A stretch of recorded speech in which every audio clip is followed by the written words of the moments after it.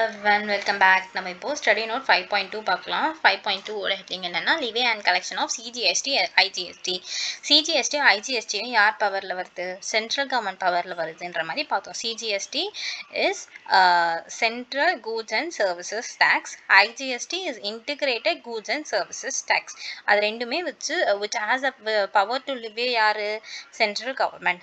So இந்த point நம்ம already 5.1ல பார்த்துதான் introduction of GST வந்து ஒரு significant reform in the field of indirect tax and நம்ம adopt பண்ற GST வந்து dual GSTல both central government and state government has the power to levy of tax. முதல்ல வந்து multiple taxes have been levied and collected by the central and state government. இப்போ வந்து ஒரே tax-ஆ GST replace பண்ணிருக்கு அப்படின்றத சொல்றாங்க. Okay, இன்ட்ராஸ்டேட் supply. இன்ட்ராஸ்டேட் சப்ளைனா என்னது? ஒரு ஸ்டேட்லேருந்து இன்னொரு ஸ்டேட்டுக்குள்ளேயே சப்ளை பண்ணும், ஒரு ஸ்டேட்டுக்குள்ளேயே சப்ளை பண்ணிக்குது. இப்போ நம்ம சென்னையிலேருந்து கோயம்புத்தூருக்கு சப்ளை பண்ணுறோம், சென்னையிலேருந்து மதுரைக்கு சப்ளை பண்ணுறோம்.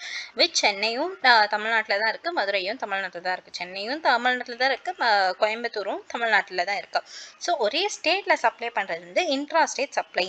ஸோ அதுக்கு என்ன டேக்ஸ் போடுவாங்க? இன்ட்ராஸ்டேட் சப்ளையில் சிஜிஎஸ்டி அண்ட் எஸ்ஜிஎஸ்டி போடுவாங்க.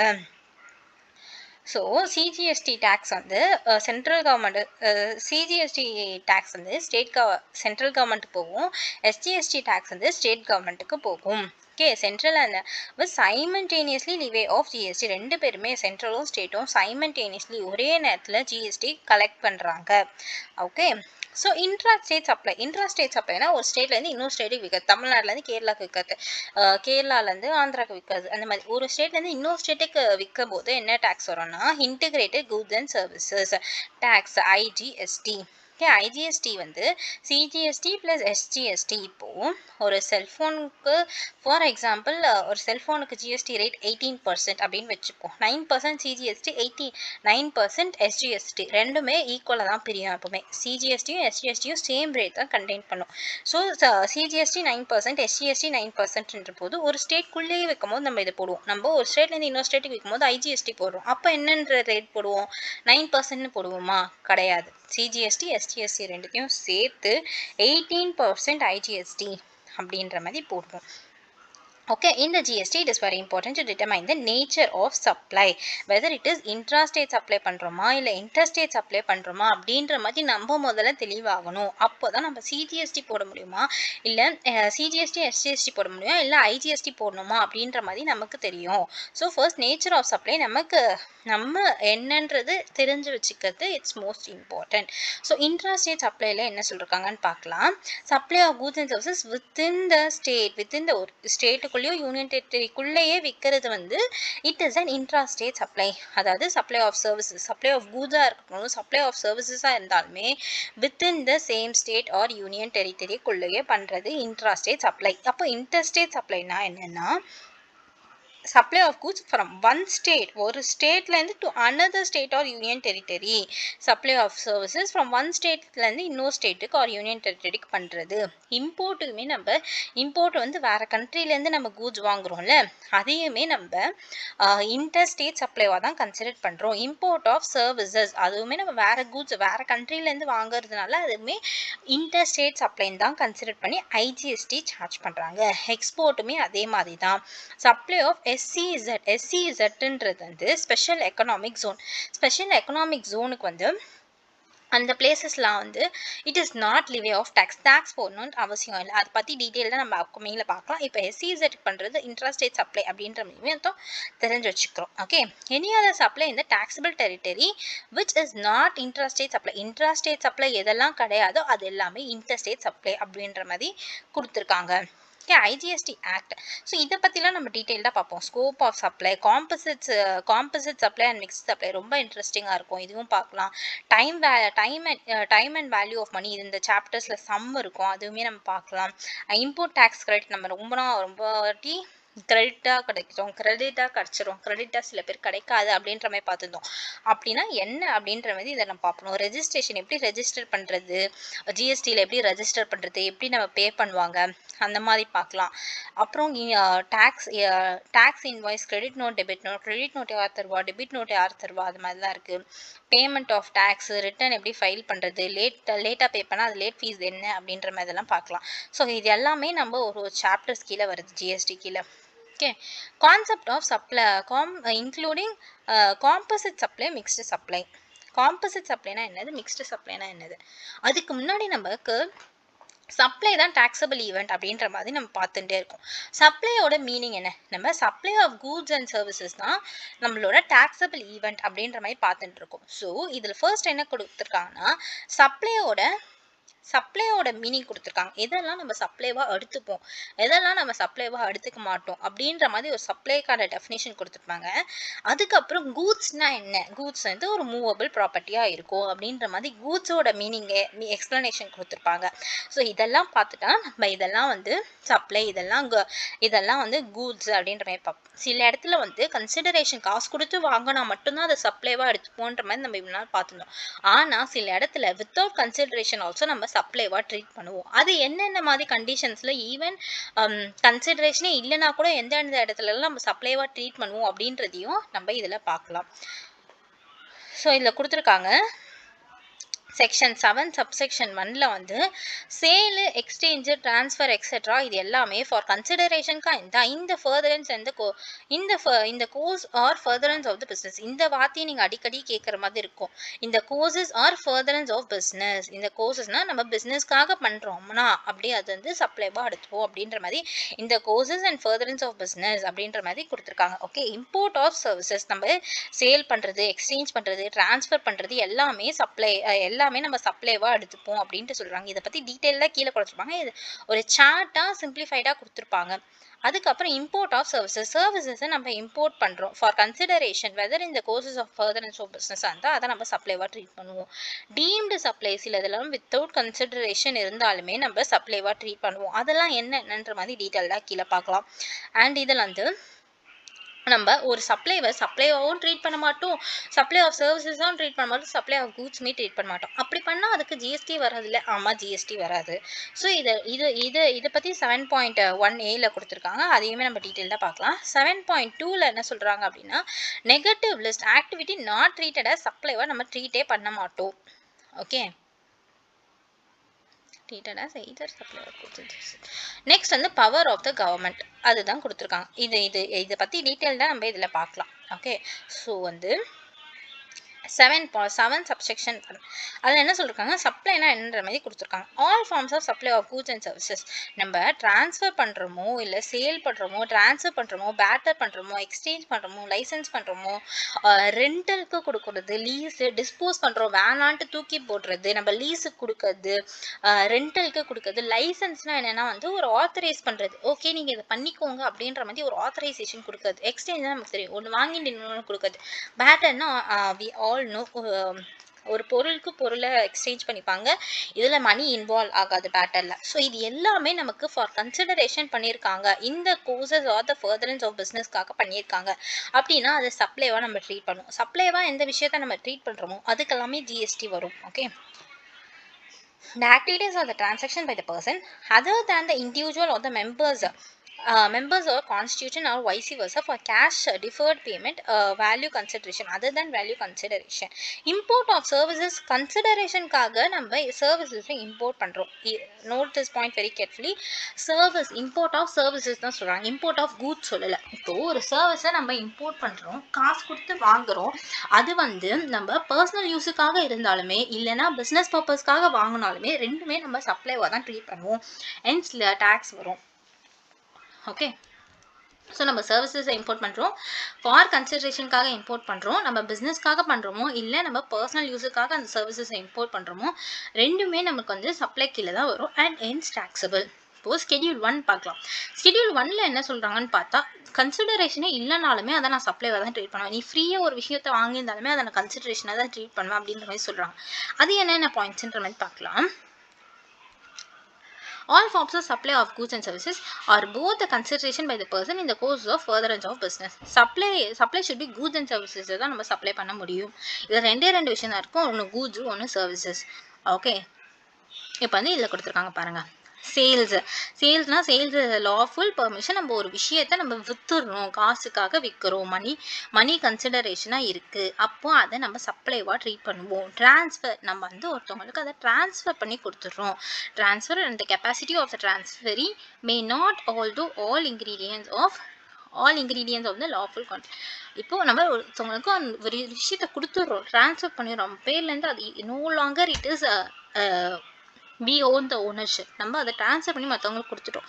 அதையுமே நம்ம சப்ளையை தான் ட்ரீட் பண்ணுவோம். Better as we all know and no not in money. மணியே அதில் இன்வால்வ் ஆகாது. ஓகே, எக்ஸ்சேஞ்ச்னால் வந்து giving or taking one thing in return of the another. Licence வந்து giving permission to enter or use the property. நம்ம ஒரு permission கொடுக்குறோம். அது வந்து மூவபிளாகவும் இருக்கலாம், இம்மூவபிள் ப்ராப்பர்ட்டிஸ்க்காக இருக்கலாம். ரெண்டல் வந்து நம்ம வாடகைக்கு கொடுக்கலாம். எதர் மிஷினாக இருக்கலாம், இல்லைன்னா வந்து மிஷினாக இருக்கலாம். ஒரு வீட்டை வாடகை கொடுக்கும், ஒரு கம்பெனியை, ஒரு கமர்ஷியல் பிளேஸை வாடகைக்கு கொடுக்குறோம். அது எல்லாமே வந்து நம்ம சப்ளை கீழே வரும். And GST is taxable. லீஸுக்காக lease is an agreement for the period of time. ஒரு பீரியட் ஆஃப் டைம்க்கு கொடுப்பாங்க. அதுக்கான ஃபர்ஸ்டே அக்ரிமெண்ட் போட்டு காசு வாங்கிடுவாங்க. ஒரு 5 லட்சம் 10 லட்சம் வாங்கிடுவாங்க. இது 2 வருஷம் 3 வருஷம் யூஸ் பண்ணிக்கலாம். அவங்க லீஸ் பீரியட் முடிச்சு 2 வருஷம் 3 வருஷம் கழிச்சு அவங்க போகும்போது அவங்க கிட்ட வாங்கின மொத்த காசுமே அந்த ஓனர் திருப்பி கொடுத்துருவாங்க. அதுதான் லீஸ். டிஸ்போசல் வந்து தூக்கி போட்டுடுறாங்க. Getting rid of something. சில நேரத்தில் தூக்கி போடுறத கூட நம்ம சப்ளைவாக ட்ரீட் பண்ணுவோம்.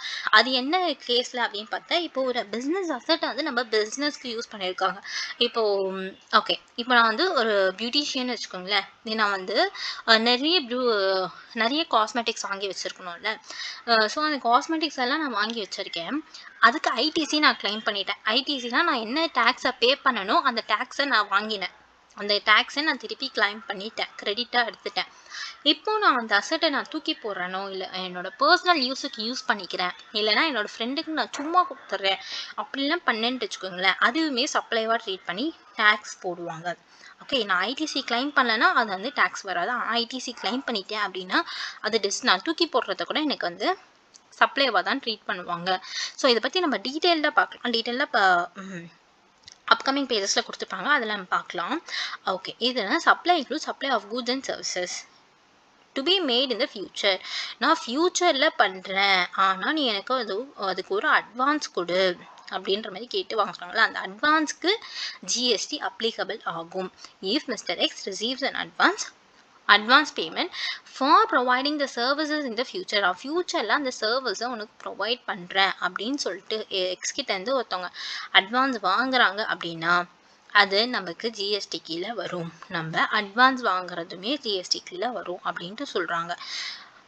Supply should be made for consideration. Consideration maybe மணியாகவும் இருக்கலாம் ஆர் சம்திங் எல்ஸாகவும் இருக்கலாம். ஓகே, ஆனால் இந்த பாயிண்ட் நோட் பண்ணுங்கள். Subsidiary given by the state government or central government. இப்போது நிதி உதவி பண்ணுறாங்க. இப்போ ஃப்ளட்டெல்லாம் வந்துருச்சுன்னா வந்து சென்ட்ரல் கவர்மெண்ட்டோ ஸ்டேட் கவர்மெண்ட்டோ ஒரு 2000 5000 அது மேலே தருவாங்கல்ல. அந்த மாதிரி subsidiary given by the central or state government is not நமக்கு டேக்ஸ் கீழே வராது, ஜிஎஸ்டி கீழே வராது. அவங்க சப்சிடரி கொடுக்கறது எல்லாமே நமக்கு இஸ் நாட் டேக்ஸபிள். நெக்ஸ்ட் வந்து சப்ளை பற்றி கொடுத்துருக்காங்க. For the transaction qualifies the supply it is essential. வந்து ஒரு சப்ளைவாக இருக்கணும் அப்படின்னா இது நம்ம பிஸ்னஸ்க்காக பண்ணியிருக்கணும். ஒருத்தவங்க வந்து இன்னொருத்தவங்களுக்கு பிஸ்னஸ்க்காக கொடுத்துருக்கணும். இந்த கோர்சஸ் ஆஃப் ஃபர்தரன்ஸ் ஆஃப் பிஸ்னஸ்க்காக இருக்கணும். அதில் ஒரு கன்சிடரேஷன் இருக்கணும். அப்போ தான் அதை சப்ளைவாக ட்ரீட் பண்ணுவோம். Supply that is not in the courses of the business is not qualified as supply. அதாவது நம்ம பிஸ்னஸ்க்காக பண்ணல, பர்சனல் பர்பஸ்க்காக பண்ணுறோம் அப்படின்னா அது வந்து சப்ளைவாக கிடையாது. ஸோ நம்ம சப்ளைனா என்னன்ற மாதிரி பார்த்தோம். இப்போ கூட்ஸ்னால் என்னன்ற மாதிரி பார்க்கலாம். Goods is a kind of movable property. So சப்ளையில் என்ன பார்த்தோம், சப்ளை வந்து நம்ம கன்சிடரேஷன் வாங்கி பண்ணியிருக்கணும் அண்ட் அது வந்து பிஸ்னஸ் பர்பஸ்க்காக பண்ணியிருக்கணும். அதெல்லாம் பண்ணியிருந்தால் நமக்கு சப்ளைன்னு பார்த்தோம். Subsidiary given by the central government state government is not a சப்ளைன்ட்டு பார்த்தோம். நம்ம அட்வான்ஸ் கலெக்ட் பண்ணியிருந்தாலும் அதுக்குமே நம்ம ஃபியூச்சர் பீரியடில் சர்வீஸ் ப்ரொவைட் பண்ணுறேன், இப்போ நான் அட்வான்ஸ் மட்டும் வாங்கிக்கிறேன்னா அந்த அட்வான்ஸுமே நமக்கு டேக்ஸபிள் தான் அப்படின்ற மாதிரி பார்த்தோம். இப்போ கூட்ஸ்க்கு வரலாம். Goods is any kind of movable property other than money and security. Money and இது 2 மார்க்ஸில் கேட்கறதுக்கான வாய்ப்பு இருக்குது. மணி அண்ட் செக்யூரிட்டி வந்து கூட்ஸாக ஆகுமா அப்படின்ற மாதிரி கேட்பாங்க. No, money and security is not a goods அப்படின்ற மாதிரி நீங்கள் எழுதுங்க. ஆக்ஷனபிள் கிளைம்ஸ்லாம் இன்க்ளூட் ஆகும். Growing crops, grass, things attach to or forming part of the land. இது எல்லாமே வந்து நமக்கு கூட்ஸ் கீழே வரும். கூட்ஸ்னால் வந்து ஒரு மூவபிள் ப்ராப்பர்ட்டி, ஆனால் அதில் வந்து மணியும் செக்யூரிட்டியும் இன்க்ளூட் ஆகாது. ஆனால் இதெல்லாம் இன்க்ளூட் ஆகும் அப்படின்னு பார்த்தா actionable claims, growing crops, grass, things attached to or the forming part of the land. ஒரு லேண்டோட அட்டாச் ஆயிருக்குது என்னென்ன இப்போ வந்து அந்த நெல்லெல்லாம் லேண்டோட அட்டாச் ஆயிருக்குன்னு வச்சுக்கோங்களேன். அது எப்போ கூட்ஸ் ஆகும் அப்படின்னு பார்த்தீங்கன்னா அந்த நெல்லை அறுவடை பண்ணிட்ட பிறகு அது கூட்ஸாக மாறும். அதுதான் கொடுத்துருக்காங்க. which are forming part of the land which are agreed to be served before supply or under the contract of supply. நம்ம வந்து நான் அதை அறுத்து உனக்கு விற்கிறேன் அப்படின்ற போது which to be served before the supply அப்படின்றது அதுவுமே நமக்கு கூட்ஸ் கீழே வரும். சர்வீசஸ்னா கூட்ஸ் தவிர என்னென்னலாம் இருக்கோ அதெல்லாமே சர்வீசஸ்ல மணி அண்ட் செக்யூரிட்டி இன்க்ளூட் பண்ணுவாங்க. எப்படியெல்லாம் இன்க்ளூட் ஆகும் சர்வீசஸ்னா முதல்ல என்ன அப்படின்ற மாதிரி பார்த்தா ஒரு சர்வீஸ் பண்ணுறாங்க. ஓகே இப்போ வந்து நம்ம இதில் கொடுத்துருக்காங்க பாருங்க, including the activity relating to the use of money. இதில் நமக்கு மணியை நம்ம சப்ளை பண்ணுறோம் அப்படின்னா அது கூட்ஸ் கீழே வராது. ஆனால் இதில் நமக்கு மணி சப்ளை பண்ணால் கூட்ஸ் கீழே வரும். அது என்னென்ன மாதிரின்ற மாதிரி பார்க்கலாம். இப்போ வந்து நான் இங்கேருந்து யூரோப் போகிறேன்ட்டு வச்சுக்கோங்களேன். அங்கே ஐஎன்ஆர் செல்லுபடி ஆகாது, அங்கே யூரோலாம் செல்லுபடி ஆகும்.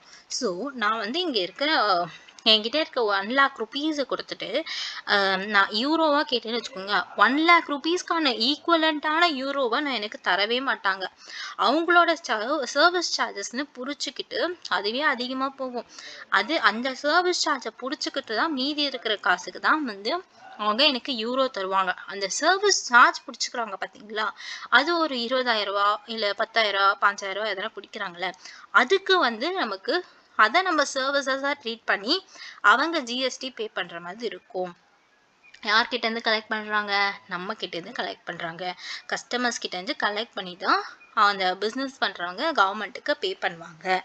நம்ம டேக்ஸ் ஜிஎஸ்டி எல்லாம் கடைசியில் எல்லாருக்கான ஜிஎஸ்டி பே பண்ணுறது வந்து நம்ம சப்ளையர் தான். நம்ம கன்சியூம் பண்ணுறவங்க தான் எல்லாத்துக்கான டேக்ஸையும் பே பண்ணுறாங்க. ஸோ இல்லை அதுதான் கொடுத்துருக்காங்க. Conversion of cash or another மோடுக்கு நம்ம கன்வெர்ட் பண்ணுறோம். ஐஎன்ஆரை நம்ம டாலர்ஸாக கன்வெர்ட் பண்ணுறோம், ஐஎன்ஆரை யூரோவாக கன்வெர்ட் பண்ணுறோம், இல்லை வேறு எதுனா கன்வெர்ட் பண்ணுறோம். அதுக்கான சர்வீசஸ் சார்ஜ் என்னெல்லாம் வரும் அதுதான் சர்வீசஸ் அப்படின்றாங்க. ஃப்ரம் ஒன் ஃபார்ம்லேருந்து அதர் கரன்சிக்கோ டினாமினேஷன் சேஞ்ச் பண்ணுறோம். இப்போ 1000 rupees, ஓகே 1000 rupees செல்லுபடி இல்லை, சரி நம்ம 500 எடுத்துக்கலாம். 500 rupees நான் கொடுத்துட்டு எனக்கு வந்து 10 rupees கொடுத்துருங்க. அந்த மாதிரிலாம் நம்ம கன்வெர்ட் பண்ணுறதுக்கான சார்ஜஸ் என்னென்னலாம் பிடிக்கிறாங்களோ அதெல்லாமே சர்வீசஸ் கீழே வரும். It also includes facilitating arranging the transactions in செக்யூரிட்டியை நம்ம ட்ரான்ஸ்ஃபர் பண்ணுறதுக்கு ஒரு செக்யூரிட்டியை விற்க போகிறேன் அப்படின்னா அதுக்கெல்லாம் நமக்கு அரேஞ்ச் பண்ணுறாங்கன்னா அதுக்கு எதுனா சர்வீசஸ் சார்ஜ் பிடிக்கிறாங்க அப்படின்னா அதையுமே நம்ம சப்ளைவாக கன்சிடர் பண்ணி it is liable to pay tax. taxable person. So நம்ம சப்ளைனா என்னென்னு பார்த்தோம், கூட்ஸ்னா என்னென்னு பார்த்தோம், சர்வீசஸ்னா என்னென்னு பார்த்தோம். இப்போ taxable person அப்படி யாருன்னா who is registered or liable to register under section 22 or section 24. இது கீழே யாரெல்லாம் ரெஜிஸ்டர் பண்ணியிருக்காங்களோ இல்லை யார் ரெஜிஸ்டர் பண்ணி ஆகணுமோ, யார் ரெஜிஸ்டர் பண்ணி ஆகணும், பிஸ்னஸ் பண்ணுறவங்க ரெஜிஸ்டர் பண்ணி ஆகணும். கன்சியூமர்ஸ் ரெஜிஸ்டர் பண்ணணுமா ஜிஎஸ்டிக்கு? இல்லை, தேவையில்லை. கன்சியூமர்ஸ் ரெஜிஸ்டர் பண்ண தேவையில்லை. யார் பிஸ்னஸ் பண்ணுறாங்களோ அவங்களாம் நமக்கு ஜிஎஸ்டிக்கில் ரெஜிஸ்டர் பண்ணி ஆகணும். ஸோ அவங்களாம் டேக்ஸபிள் பர்சன். யார் டேக்ஸ் கட்டுறாங்களோ அவங்க டேக்ஸபிள் பர்சன். அதாவது டேக்ஸ் நம்ம கன்சியூமர்ஸ் தான் கட்டுறோம், ஆனால் நம்ம ஸ்ட்ரெயிட்டாக கவர்மெண்ட் கிட்ட பே பண்ண மாட்டோம். நமக்கு யார் விற்கிறாங்களோ நம்மளோட சப்ளையருக்கு பே பண்ணி சப்ளையர் எடுத்துன்னு போயிட்டு தான் கவர்மெண்ட்டுக்கு பே பண்ணுறாங்க. அதனால சப்ளையர் வந்து கவர்மெண்ட்டில் ரெஜிஸ்டர் பண்ணியிருக்கணும், ஜிஎஸ்டிக்கில் ரெஜிஸ்டர் பண்ணியிருக்கணும். யார் இப்போ taxable person? supplier தான் taxable person. supply should be made by the taxable person. supply யார் பண்ணிருக்கணும்? taxable person பண்ணிருக்கணும். அதாவது யார் கம்பெனி நடத்துகிறாங்களோ அவங்க பண்ணியிருக்கணும். Recipient of the supply may or may not be registered person. நம்ம ரெசிபியன்ட் வந்து ரெசிபியன்ட் வந்து ரெஜிஸ்டர்ட் பர்சனாகவும் இருக்கலாம், இல்லாமையும் இருக்கலாம். No issues. த பர்சனில் யார் இன்க்ளூட் ஆகும்? இண்டிவிஜுவல். இது வந்து ஜஸ்ட் 1 marks கேட்கறதுக்கு வாய்ப்பு இருக்குது. இப்போ ட்ரஸ்ட் வந்து ஒரு பர்சனா அப்படின்ற மாதிரி கேட்கலாம், இல்லை from the following who is the person அப்படின்ற மாதிரி கேட்கலாம். ஸோ இது ஒரு படித்து பார்த்துக்கோங்க யாரெல்லாம் பர்சன் கீழே வரா. Hindu undivided family, company, firm, LLP, association of body of individuals, இவங்க எல்லாருமே அந்த local authority, central government, state government, society, artificial judicial person, இவங்க எல்லாமே வந்து பர்சன்ல இன்க்ளூட் பண்ணுவாங்க. டாக்ஸபிள் டெரிட்டரினா என்னன்னு கொடுத்துருக்காங்க. டாக்ஸபிள் டெரிட்டரினா எந்த பிளேஸுக்கு ஜிஎஸ்டி அப்ளிகபிள் ஆகுமோ அப்படி அவங்கலாம் டாக்ஸபிள் டெரிட்டரி. சில பிளேசஸ் வந்து SEZ ஜோனாக இருக்கும், ஸ்பெஷல் எக்கனாமிக் ஜோன், அது வந்து டாக்ஸபிள் டெரிட்டரி கிடையாது. Okay, taxable territory means the territory to which the provision of this act apply. இந்த provision யாருக்கு apply ஆகுதோ, இந்த GST யாருக்கு apply ஆகுதோ அந்த places வந்து taxable territory ஆகும். Taxable supply. Taxable supply means supply of goods and services both levied under எது GST கீழே வருதோ அது நம்ம சப்ளை பண்ணுறோம் அப்படின்னா, இப்போ நம்ம சேலெல்லாம் அது சப்ளைன்ட்டு பார்த்தோம்ல, ஸோ அதெல்லாம் பண்ணுறாங்க அப்படின்னா அது வந்து taxable supply. Next business include. இப்போ நம்ம பர்சன்ஸ்னால் யாருன்னு பார்த்தோம்னா அதே மாதிரி பிஸ்னஸ்னால் என்ன, யாரெல்லாம் இன்க்ளூட் ஆகுறாங்க, ட்ரேடு, காமர்ஸ், மேனுஃபேக்சர், ப்ரொஃபஷன், இவங்க எல்லாருமே ஒரு வாட்டி படித்து பார்த்துக்கோங்க. ஸோ இவங்கெல்லாம் பிஸ்னஸ் கீழே வருவாங்க. ஸோ நம்ம ஆல்ரெடி பார்த்தது தான் திருப்பி கொடுத்து வச்சுருக்காங்க, நம்ம ஒரு வாட்டி பார்த்துடலாம். Meaning and scope of supply under GST. சப்ளைனா என்ன and can be understood in the terms of following parameter. சப்ளைனா என்னன்ற மாதிரி கொடுத்துருக்காங்க. Supply of goods and services. Supply anything other than goods and services does not GST கீழே வராது. Supply வந்து supply கூட்ஸையும் சர்வீசஸையும் நம்ம சப்ளை பண்ணியிருந்தால் மட்டும்தான் ஜிஎஸ்டி கீழே வரும். கூட்ஸையும் சர்வீசஸும் தவிர வேறு எதுனா சப்ளை பண்ணியிருந்தோம்னா ஜிஎஸ்டி கீழே வராது. Supply should be made for the கன்சிடரேஷனுக்காக பண்ணியிருக்கணும். இந்த கோர்சஸ் ஆஃப் ஃபர்தரன்ஸ் ஆஃப் பிஸ்னஸ்க்காக பண்ணியிருக்கணும். டாக்ஸபிள் பர்சன் சப்ளை பண்ணிருக்கணும். டாக்ஸபிள் டெரிட்டரிக்கு சப்ளை பண்ணிருக்கணும். அது வந்து டாக்ஸபிள் சப்ளைவாக இருந்திருக்கணும். Okay, so this is what it is. Next on the import of services for consideration whether in the courses of business. So நம்ம services import பண்றோம். ஓகே, services import பண்றோம்.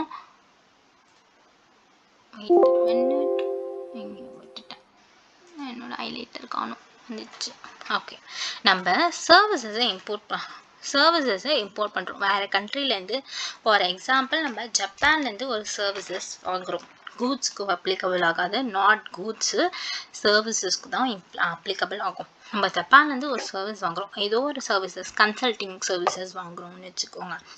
கன்சல்டிங் சர்வீசஸ் வாங்குகிறோம், நம்ம காசு கொடுத்து தான் வாங்குகிறோம், கன்சிடரேஷன் கொடுக்குறோம். அது வந்து நம்ம பர்சனல் பர்பஸ்க்காகவும் இருக்கலாம், இல்லை பிஸ்னஸ் பர்பஸ்க்காகவும் இருக்கலாம். It will B taxable under GST.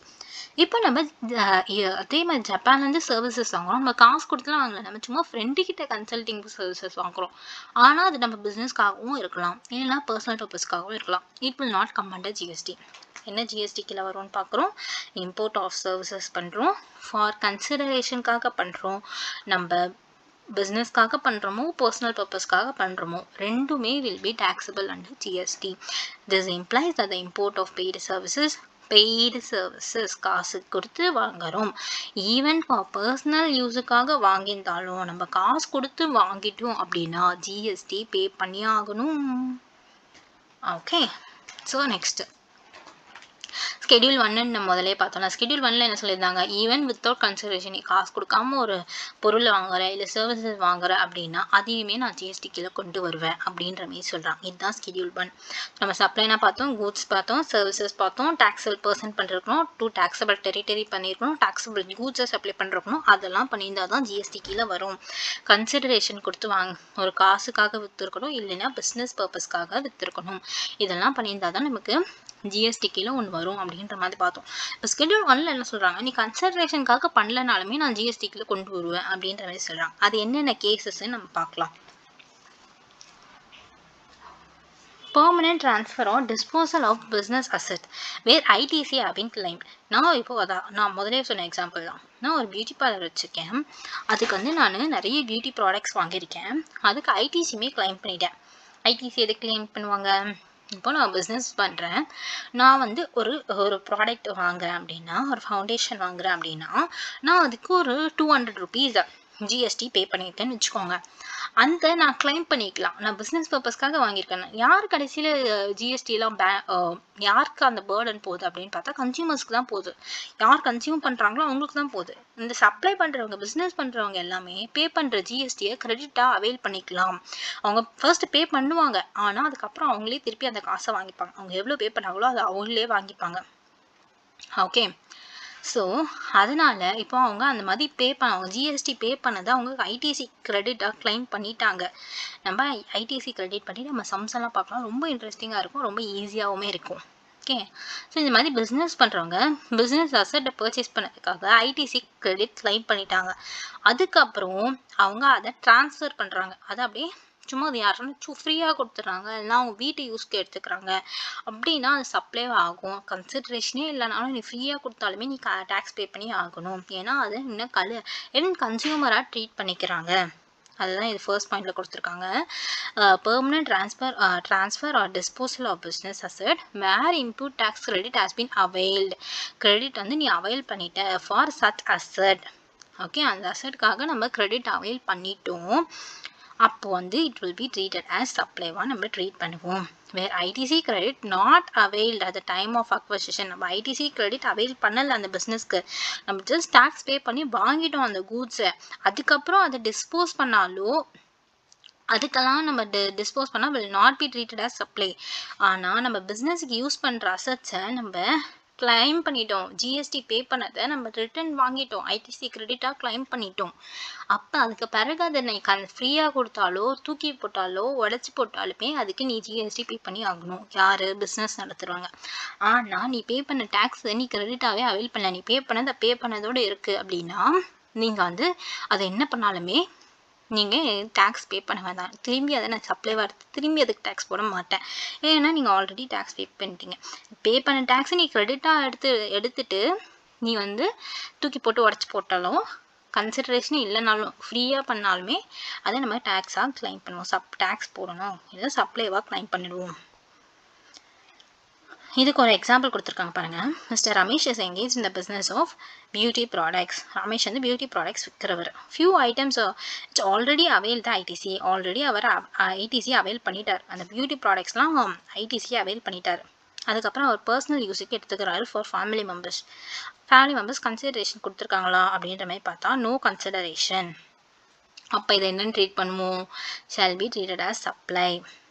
Okay, schedule 1ல் என்ன சொல்கிறாங்க, நீங்கள் வந்து காசு கொடுத்து வாங்கலாம், ஃப்ரீயாக விற்றாலுமே அதை நம்ம கன்சிடரேஷனாக ட்ரீட் பண்ணுவோம். ஸ்கெடியூல் 1ல் நீங்கள் காசுக்காக விற்கலை, சும்மா தான் கொடுத்தீங்க அப்படின்னாலுமே நாங்கள் வந்து சப்ளைவாக ட்ரீட் பண்ணுவோம் அப்படின்ட்டு சொல்கிறாங்க. எந்த மாதிரி விஷயத்துக்கு? நீங்கள் பிஸ்னஸ் அசட்ஸ்க்கு வந்து ஐடிசி ஆல்ரெடி கிளைம் பண்ணிட்டீங்க அப்படின்னா நான் வந்து நீங்கள் ஃப்ரீயாக கொடுத்தாலுமே நான் அதை சப்ளைவாக ட்ரீட் பண்ணுவேன். ஆனால் நீங்கள் ஐடிசி கிளைம் பண்ணல அந்த பிஸ்னஸ் அசட்ஸ்க்கு, நீங்கள் ஃப்ரீயாக கொடுத்தாலும் நான் அது வந்து சப்ளைவாக ட்ரீட் பண்ண மாட்டேன் அப்படின்றாங்க. Mister Kishan purchase the furniture on which he has taken ITC. அவங்க ஐடிசி கிளைம் பண்ணிட்டாங்க. ஆஃப்டர் 2 years டொனேட் பண்ணுறாங்கன்னா ஆப்வியஸ்லி கன்சிடரேஷனுக்காக டொனேட் பண்ணுறக்க மாட்டாங்க, ஃப்ரீயாக தான் டொனேட் பண்ணியிருக்காங்க. ஸோ அப்போ அதை என்ன பண்ணுவோம்? அவங்க ஐடிசி எடுத்ததுனால இதை நம்ம சப்ளைவாக ட்ரீட் பண்ணுவோம். இப்போ supply of goods to both supply of goods and services or both between related personக்கு distinct personக்கு நம்ம சப்ளை பண்ணுறோம் அப்படின்னாலும் அதை நம்ம சப்ளைவாக ட்ரீட் பண்ணுவோம். இப்போ ரிலேட்டட் பர்சனா யார், டிஸ்டிங்க் பர்சனா யார் அப்படின்ற மாதிரி நம்ம கீழே டீட்டெயிலாக கொடுத்துருக்காங்க. அதை நம்ம பார்க்கலாம். நம்ம வந்து ஃபர்ஸ்ட் இதில் என்ன பார்த்து தெரிஞ்சுக்கிறோம் அப்படின்னா, நம்ம ரிலேட்டட் பர்சனுக்கோ இல்லை டிஸ்டிங்க் பர்சனுக்கு ஒரு சப்ளை பண்ணாலுமே அதை நம்ம சப்ளைவாக தான் ட்ரீட் பண்ணுவோம் அப்படின்ட்டு சொல்கிறாங்க. shall be treated as supply even though without consideration. நம்ம கன்சிடரேஷனே இல்லைனாலும் நம்ம ரிலேட்டட் பர்சனுக்கோ டிஸ்டிங்க் பர்சனுக்கோ நம்ம சப்ளை பண்ணியிருந்தாலும் நம்ம சப்ளைவாக தான் ட்ரீட் பண்ணுவோம் அப்படின்னு சொல்கிறாங்க. ஸோ ரிலேட்டட் பர்சன்னா யார்? நம்மளோட சொந்தக்காரங்க மாதிரி, நம்ம பிஸ்னஸில் பார்ட்னராக இருக்காங்க, இல்லைனா நம்மளோட கம்பெனியோட ஷேர் ஹோல்ட் பண்ணுறாங்க, நம்ம சொந்தக்காரங்க, நம்ம ஸ்பௌஸு, நம்மளோட பேரண்ட்ஸு, நம்மளோட குழந்தைங்களா இருக்கலாம், அவங்களுக்கு எல்லாமே வந்து ரிலேட்டட் பர்சன் ட்ரீட் பண்ணுறாங்க. டிஸ்டிங்க்ட் பர்சன்னா யாருன்னா, இப்போது என்னோட பிஸ்னஸ் தான், நான் பிஸ்னஸ் நடத்துகிறேன், ஆனால் சும்மா எக்ஸாம்பிளுக்கு சொல்கிறேன். நான் ஒரு பிஸ்னஸ் நடத்துகிறேன்னு வச்சுக்கோங்க.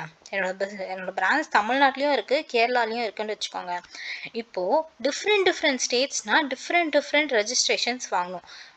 நான் வந்து என்னோட பிரான்ச் வந்து தமிழ்நாட்டிலையும் இருக்குது, கேரளாலையும் இருக்குது. நான் பே பண்ணுற நான் ரெண்டுமே என்னோட பிஸ்னஸ்ன்றதுக்காக நான் ஒரே ஒரு ஜிஎஸ்டி வாங்கணுன்ட்டு அவசியம் இல்லை. நான் 2 ஜிஎஸ்டி வாங்கி ஆகணும். ஏன்னா நான் எஸ்ஜிஎஸ்டி, சிஜிஎஸ்டி விடுங்க, சிஜிஎஸ்டி சென்ட்ரல் கவர்மெண்ட்டுக்கு போகுது. எஸ்ஜிஎஸ்டி கலெக்ட் பண்ணி பே பண்ணும்போது நான் வந்து கேரளாவில் இந்த பிஸ்னஸ் நடத்தினா கேரளா கவர்மெண்ட்டுக்கு பே பண்ணி ஆகணும். தமிழ்நாட்டில் பண்ணுறேன்னா தமிழ்நாடு கவர்மெண்ட்டுக்கு பே பண்ணி ஆகணும். ஸோ அதனால டிஃப்ரெண்ட் ஸ்டேட்ஸ் தான் கம்பல்சரி டிஃப்ரெண்ட் ரெஜிஸ்ட்ரேஷன் வாங்கி ஆகணும். ஸோ இது வாங்குகிறோம். இவங்க 2 பேர் தான் டிஸ்டிங் பர்சன். இந்த கேரளாவில் இருக்கிற என்னோட பிஸ்னஸும் தமிழ்நாட்டில் இருக்கிற என்னோட பிஸ்னஸும் ரெண்டுமே என்னோட பிஸ்னஸாக இருந்தாலுமே அவங்க டிஸ்டிங்க்ட் பர்சனாக ட்ரீட் பண்ணுறோம். ஏன் டிஸ்டிங்க்ட் பர்சனாக ட்ரீட் பண்ணுறோம்? ஏன்னா அவங்களுக்கு 2 ரெஜிஸ்ட்ரேஷன் இருக்குது.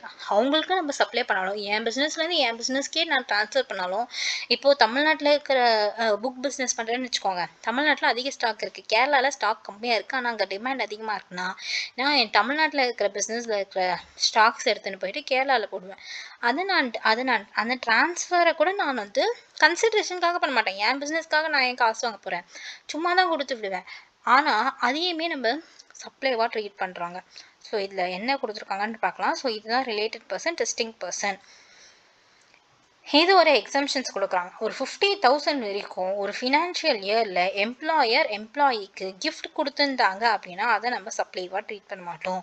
ஒரு வருஷத்தில், அதாவது ஏப்ரல்லேருந்து நெக்ஸ்ட்டு மார்ச் வரைக்கும்,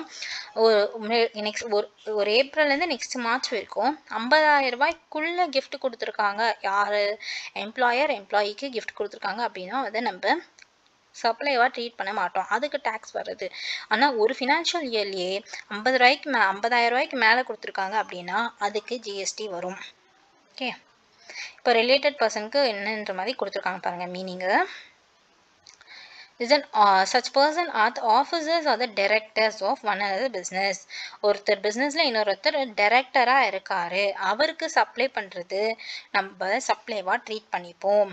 வித்தவுட் கன்சிடரேஷன், காசு இல்லாமல் நம்ம சப்ளை பண்ணாலும் அதை நம்ம சப்ளைவாக ட்ரீட் பண்ணுவோம். such person is legally recognized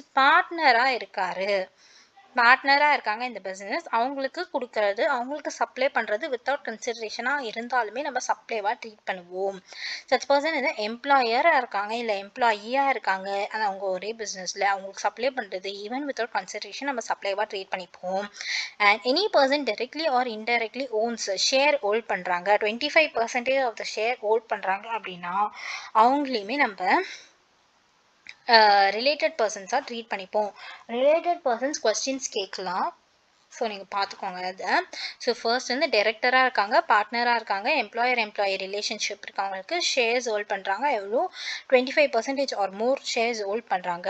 and one of them is directly or indirectly controlling the other.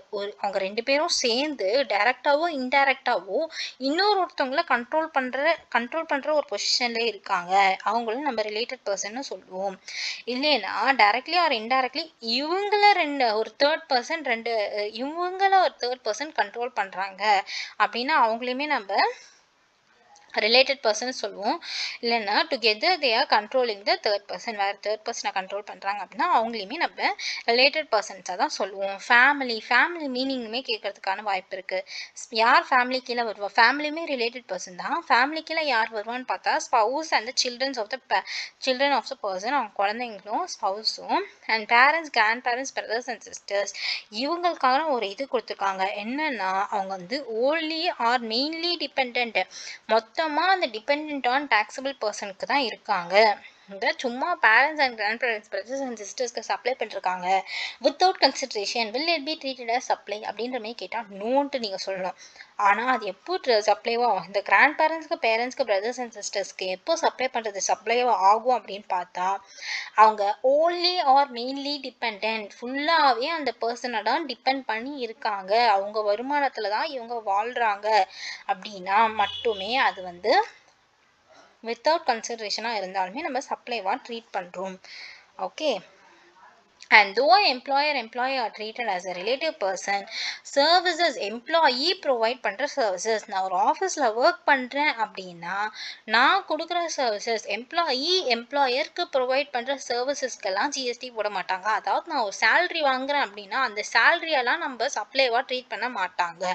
அதுதான் இதை சொல்கிறாங்க. தோ employer are treated as a related person, but services provided by the employee to the employer in the courses of the employment is not treated as சப்ளைவா treat பண்ண மாட்டாங்க.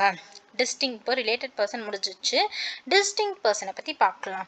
Distinct person நான் சொன்னது தான் டிஃப்ரெண்ட் ரெஜிஸ்ட்ரேஷன் வாங்கியிருக்காங்க. The person who has obtained or is required to obtain more than one registration. More than one registration வச்சுருக்காங்க. Whether in one state or union territory or more than one state or union territory shall be respect of each registration. Each such registration distinct பர்சனாக treat பண்ணுவாங்க. ஒரு registration ஒரு different registrations நான் app பண்ணியிருக்கேன் அப்படின்னா அதுக்குள்ளே நடக்கிற ட்ரான்ஸ்ஃபர்ஸுமே நான் அதுக்குள்ளே நடக்கிற ட்ரான்ஸ்ஃபர்ஸ் தான் டிஸ்டிங்க் பர்சன்ஸ். ஓகே, அந்த ரெண்டு செப்பரேட் ரெஜிஸ்ட்ரேஷன்ஸ் தான் டிஸ்டிங்க் பர்சன் சொல்கிறாங்க. ஸோ எக்ஸாம்பிள் 3ல் என்ன சொல்கிறாங்க பார்க்கலாம். எக்ஸல் லிமிடெட் ஹாஸ் 3 பிரான்ச்சஸ் இருக்குது. One at Kolkata, one at Chennai and one at மும்பையில் இருக்காங்க. ஒரு எக்ஸல் லிமிடெட்ன்றதும் ஒருத்தவங்க தான் டிஃப்ரெண்ட் பிரான்ச்சஸ் வச்சுருக்காங்க. கொல்கட்டாவில் ஒரு பிரான்ச் வச்சுருக்காங்க, சென்னையில் ஒரு பிரான்ச் வச்சுருக்காங்க, மும்பையில் ஒரு பிரான்ச் வச்சுருக்காங்க. All these branches are separately register under GST. செப்பரேட்டாக தான் ரெஜிஸ்டர் பண்ணி ஆகணும். ஏன்னா இவங்க எல்லாம் டிஃப்ரெண்ட் ஸ்டேட்ஸில் கம்பெனிஸ் வச்சுருக்கிறதுனால டிஃப்ரெண்ட் ஸ்டேட் கவர்மெண்ட்டுக்கு அவங்க டேக்ஸ் பே பண்ண வேண்டியதாக இருக்கும். அதனால அவங்க செப்பரேட் ரெஜிஸ்ட்ரேஷன்ஸ் தான் எடுத்து ஆகணும். And treated as distinct person. So different registrations வச்சுருக்கிறதுனால அவங்கள டிஸ்டிங்க் பர்சனாக ட்ரீட் பண்ணுறாங்க. எனி இன்ட்ராஸ்டேட் ட்ரான்ஸ்ஃபர் லைக் ஸ்டாக்கை ட்ரான்ஸ்ஃபர் பண்ணுறோமோ அது எல்லாமே நம்ம சப்ளைவாக தான் எடுத்துக்கிறோம், ஈவன் வித்தவுட் கன்சிடரேஷன். ஸோ நம்ம ஸ்கெடியூல் 1ல் என்ன பார்க்குறோன்னா நம்ம கன்சிடரேஷனே இல்லாமல் நம்ம சப்ளை பண்ணாலுமே அதை நம்ம சப்ளைவாக தான் எடுத்துக்கிறோம். எதுனா நம்ம ஐடிசி அவைல் பண்ண பிஸ்னஸ் கூட்ஸை நம்ம தூக்கி போடும் போதோ இல்லை யாருக்கோ கொடுக்கும் போதோ பர்சனல் யூஸுக்கு எடுத்துக்கும் போதோ அதை நம்ம சப்ளைவாக தான் எடுத்துக்கிறோம், ஈவன் வித்தவுட் கன்சிடரேஷன். நம்ம கன்சிடரேஷனே இல்லாதனாலும் ரிலேட்டட் பர்சனுக்கோ இல்லை டிஸ்டிங்க்ட் பர்சன்ஸோ ஒரு கூட்ஸை சப்ளை பண்ணுறோம் அப்படின்னா நம்ம கன்சிடரேஷனே இல்லைனாலும் சப்ளை பண்ணுறோன்னா அதையுமே நம்ம சப்ளைவாக தான் எடுத்துக்கிறோம். ரிலேட்டட் பர்சன்ஸ்னால் யார், டெஸ்டிங் பர்சன்ஸ்னால் யாருன்ற மாதிரி நம்ம டீட்டெயிலாக பார்த்தோம். அண்ட் இதில் என்ன பார்த்தோம் அப்படின்னு ஓகே இவ்வளோ தான் பார்த்துருக்கோம். நெக்ஸ்ட் தேர்ட் பாயிண்ட் என்ன, சப்ளை ஆஃப் கூட்ஸ். நம்ம பிரின்சிபல் வந்து ஏஜென்ட்டுக்கு ஒரு கூட்ஸை சப்ளை பண்ணுறாங்க. அதுதான் நான் ஒரு மேனுஃபேக்சராக இருக்கேன், லெதர் ஹேண்ட்பேக்ஸ்லாம் நான் மேனுஃபேக்சர் பண்ணுறவங்கன்னு வச்சுக்கோங்க. நானே போய் விற்க மாட்டேன், நான் வந்து இன்னொருத்தவங்களை கொடுத்து விற்க சொல்கிறேன். ஒருத்தர் ஷோரூம் வச்சுருக்காரு, அதனால் என்னோடய ஹேண்ட்பேக்ஸ்லாம் கொடுத்துட்டு நீ கொஞ்சம் விற்று கொடுப்பா அப்படின்ற மாதிரி நான் சொல்கிறேன். நான் என்னோடய ஹேண்ட்பேக்ஸ்லாம் காசுக்காக கொடுக்க மாட்டேன் அவருக்காக நான் ஃப்ரீயாக தான் கொடுப்பேன். நான் ஒரு 20 ஹேண்ட்பேக்ஸ் கொடுத்து அவர் விற்று கொடுக்குறாரா அப்படின்ற மாதிரி பார்ப்பேன். அவருக்கு வந்து நான் சேலரி மாதிரிலாம் பே பண்ண மாட்டேன், அவருக்கு நான் கமிஷனாக பே பண்ணுவேன். நீ வந்து 20 ஹேண்ட்பேக்ஸ் விற்றேன்னா உனக்கு இவ்வளோ பார்ட் ஆஃப் கமிஷன், ஒரு ஹேண்ட்பேக்கு நீ ஒரு 500 rupees கமிஷன் பேசிஸில் எடுத்துக்கோ அப்படின்ற மாதிரி நான் கொடுப்பேன். அதனால் நான் கூட்ஸ் எல்லாம் அவனுக்கு விற்க மாட்டேன், அவங்களுக்கு கொடுத்துடுவேன். 20 ஹேண்ட்பேக்ஸ் நான் கொடுத்தேன்னா 15 ஹேண்ட்பேக்ஸ் தான் சேல் பண்ணுறாரு அப்படின்னா 5 ஹேண்ட்பேக்ஸ் தான் அவர் என்கிட்ட தான் ரிட்டர்ன் பண்ணிடணும். அவருக்கு நான் கமிஷன் பேசிஸில் பே பண்ணுவேன். ஸோ நான் வந்து என்னோட ஏஜென்ட்டுக்கு பிரின்சிபல் வந்து ஏஜென்ட்டுக்கு சப்ளை பண்ணுற கூட்ஸுமே கன்சிடரேஷனுக்காக வித்தவுட் கன்சிடரேஷன்ல தான் சப்ளை பண்றாரு. காசு கொடுத்து ஏஜென்ட் வாங்கல, பிரின்சிபல் கிட்ட இருந்து சும்மா தான் கொடுக்குறாரு. ஸோ அதனால அது பிஸ்னஸ் பர்பஸ்க்காக இருந்துச்சுன்னா without consideration also it is treated as supply by the agent. So இதை டீட்டெயிலாக பார்க்கலாம். இதில் என்ன கொடுத்துருக்காங்க, by the principal to the agent where the agent undertakes to supply such goods on behalf of the principal. பிரின்சிபலுக்காக இவருக்கு agent வந்து supply பண்ணுறாங்க. By an agent to his principal where the agent undertakes to receive such goods on behalf of principalக்காக அவங்க விற்கிறாங்க. This clause is applicable only in case of supply of goods both principal and between இவங்க பிரின்சிபலுக்கும் ஏஜென்ட்டுக்கும் நடுவில் நடக்கிற supply பற்றி மட்டும்தான் பேசுகிறாங்க. Transfer of goods between principal to the agent is treated as supply even though without கன்சிடரேஷனாக இருந்தாலும், கன்சிடரேஷனுக்காக விற்கலனாலுமே அதை நம்ம சப்ளைவாக தான் ட்ரீட் பண்ணுறாங்க. இப்போ ஏஜென்ட்னா யார், பிரின்சிபல்னா யாருன்னு கொடுத்துருக்காங்க. Agent is a person including a factor, புரோக்கராக இருக்காங்க, கமிஷன் ஏஜென்ட்டாக இருக்காங்க. இவங்கெல்லாம் இல்லை. டெல் கிரெடிட் ஏஜென்ட்ன்றது நீங்கள் ஃபினான்ஷியல் அக்கௌண்டிங்கில் படிப்பீங்க. ஸோ அந்த மாதிரி ஒரு ஏஜென்ட்டாக இருக்காங்க, ஆக்ஷனராக இருக்காங்க. ஆக்ஷனர்னா ஏலம் விடுறாங்கள அவங்களா இருக்காங்க. அவங்கள வந்து யாருக்காக விற்று தருவாங்க? பிரின்சிபலுக்காக விற்று தருவாங்க. Who carries the business supply and receipt of the goods behalf of anotherன்றது யாரை மீன் பண்ணுதீங்க? பிரின்சிபலை மீன் பண்ணுது. அவர் வந்து சப்ளை பண்ணுறாரு, ரிசிப்ட் ஆஃப் கூட்ஸ் பண்ணுறாரு, மற்றவங்களுக்காக பண்ணுறாரு, பிரின்சிபலுக்காக பண்ணுறாரு பேசிக்கலி அப்படின்னா அவங்கள ஏஜென்ட்டுன்னு சொல்லுவோம். இந்த ஏஜென்ட்டுக்கும் பிரின்சிபலுக்கும் நடுவில் நடக்கிற சப்ளை வந்து ஈவன் வித்தவுட் கன்சிடரேஷன்னாலுமே நம்ம சப்ளைவாக தான் ட்ரீட் பண்ணுறாங்க. Principal means a person whose behalf an agent is carrying the business. யாருக்காக இந்த ஏஜென்ட் வந்து பிஸ்னஸ் நடத்துகிறாரோ அவங்க தான் பிரின்சிபல். ஃபார் எக்ஸாம்பிள் கொடுத்துருக்காங்க, மிஸ்டர் பிரேம் கொல்கட்டா. மிஸ்டர் பிரேம்ன்றவங்க கொல்கட்டாவில் இருக்காங்க. இஸ் ஏஜென்ட் ஆஃப் மிஸ்டர் மகன். மகனோட ஏஜென்ட் அவங்க மும்பையில் இருக்காங்க. பிரேம் வந்து acquires a goods on behalf of mister Magan. Prem வந்து கூட்ஸ் வாங்குறாரு மகனுக்காக. And supplies is to மகனுக்கே சப்ளை பண்ணுறாரு. Here transaction between Mr. Prem and Mr. Magan is treated as supply even though no consideration இல்லைனாலும் அவங்க ரெண்டு பேருக்குள்ளே நடக்கிற சப்ளை வந்து நம்ம சப்ளைவாக தான் ட்ரீட் பண்ணுறோம். ஸோ இம்போர்ட் ஆஃப் சர்வீசஸ் நம்ம ஆல்ரெடி பார்த்தது தான். நம்ம சர்வீசஸை இம்போர்ட் பண்ணுறோம். இது implies only to the services, not goodsக்கு applicable ஆகாது. ஸோ சர்வீசஸ் இம்போர்ட் பண்ணுறோம், ஃபார் கன்சிடரேஷனுக்காக பண்ணுறோம். பிஸ்னஸ் பர்பஸ்க்காக பண்ணாலும் பர்சனல் பர்பஸ்க்காக பண்ணாலுமே it will B taxable under GST. Okay. So import of services by the person from related person or from another establishment outside the India in the courses of businessக்காக பண்ணுறோம். Okay, அது வந்து நம்ம பிஸ்னஸ்க்காக பண்ணுறோம். Even without கன்சிடரேஷனாக இருந்தாலுமே அதை வந்து நம்ம supply அப்படின்ற மாதிரி சொல்கிறாங்க. ஸோ பேசிக்கலி நீங்கள் வந்து சப்ளையை இம்போர்ட் பண்ணிட்டாலே, சர்வீசஸை இம்போர்ட் பண்ணிட்டாலே அது வந்து சப்ளை கீழே வந்துடுது. ஸோ ஃபோர்த் பாயிண்ட்ல என்ன சொல்கிறாங்க? Import of services by the person from the related persons கிட்டேருந்து சர்வீசஸ் வாங்குறாங்க. ரிலேட்டட் பர்சன்ஸ் கிட்டேருந்து இம்போர்ட் பண்ணி ஒரு சர்வீசஸை வாங்குறாங்க. ஈவன் வித்தவுட் கன்சிடரேஷன் பிஸ்னஸ் பர்பஸ்க்காக பண்ணுறாங்க அப்படின்னா அது வந்து நமக்கு சர்வீஸு சப்ளைவாக வந்துடும். இதில் டீட்டெயிலாக கொடுத்துருப்பாங்க பாருங்கள். இம்போர்ட் ஆஃப் சர்வீசஸை இம்போர்ட் பண்ணுறாங்க வித் கன்சிடரேஷனாக இருந்துச்சு அப்படின்னா நம்ம பிஸ்னஸ் பர்பஸ்க்காக பண்ணியிருந்தாலும் பர்சனல் பர்பஸ்க்காக பண்ணியிருந்தாலும் அதை நம்ம சப்ளைவாக தான் ட்ரீட் பண்ணுறாங்க. ஓகே, ஆனால் வித்தவுட் கன்சிடரேஷனாக இருந்துச்சு அப்படின்னா பர்சனல் யூஸுக்கு இருந்துச்சுன்னா it is not a supply. ஆனால் நம்ம இந்த கோர்சஸ் ஆஃப் பிஸ்னஸாக இருந்துச்சு, நம்ம ரிலேட்டட் பர்சன்ஸ் கிட்டேருந்து வாங்குறோம்னா அது சப்ளைன்ட்டு இங்கே தான் பார்த்தோம். இங்கே பார்த்துருக்கோம் பாருங்கள். ஃப்ரம் ரிலேட்டட் பர்சன்ஸ் கிட்டேருந்து வாங்கினாங்க, அது வித்தவுட் கன்சிடரேஷனாக இருந்தாலும் வித்தவுட் கன்சிடரேஷன் ரிலேட்டட் பர்சன்ஸ் கிட்டேருந்து வாங்குறோம் அப்படின்னா அதை நம்ம சப்ளைவாக ட்ரீட் பண்ணுறோம். இல்லை வேறு யாரும் மூஞ்சி தெரியாதவங்க கிட்ட, யாரும் தெரியாதவங்க கிட்ட நம்ம வாங்குறோம் அப்படின்னா அதை நம்ம சப்ளைவாக ட்ரீட் பண்ண மாட்டோம். So this is what it is. Next வந்து buy one get one free. So schedule 1 வந்து நமக்கு முடிஞ்சிடுச்சு. ஸ்கெடியூல் 1ல் நம்ம என்ன பார்த்தோம்? ஈவன் கன்சிடரேஷனே இல்லைனாலுமே நம்ம சப்ளைன்ற மாதிரி பார்த்தோம். ஸ்கெடியூல் 1ஓட இதுவுமே ஸ்கெடியூல் 1 கீழே தான் வரும்.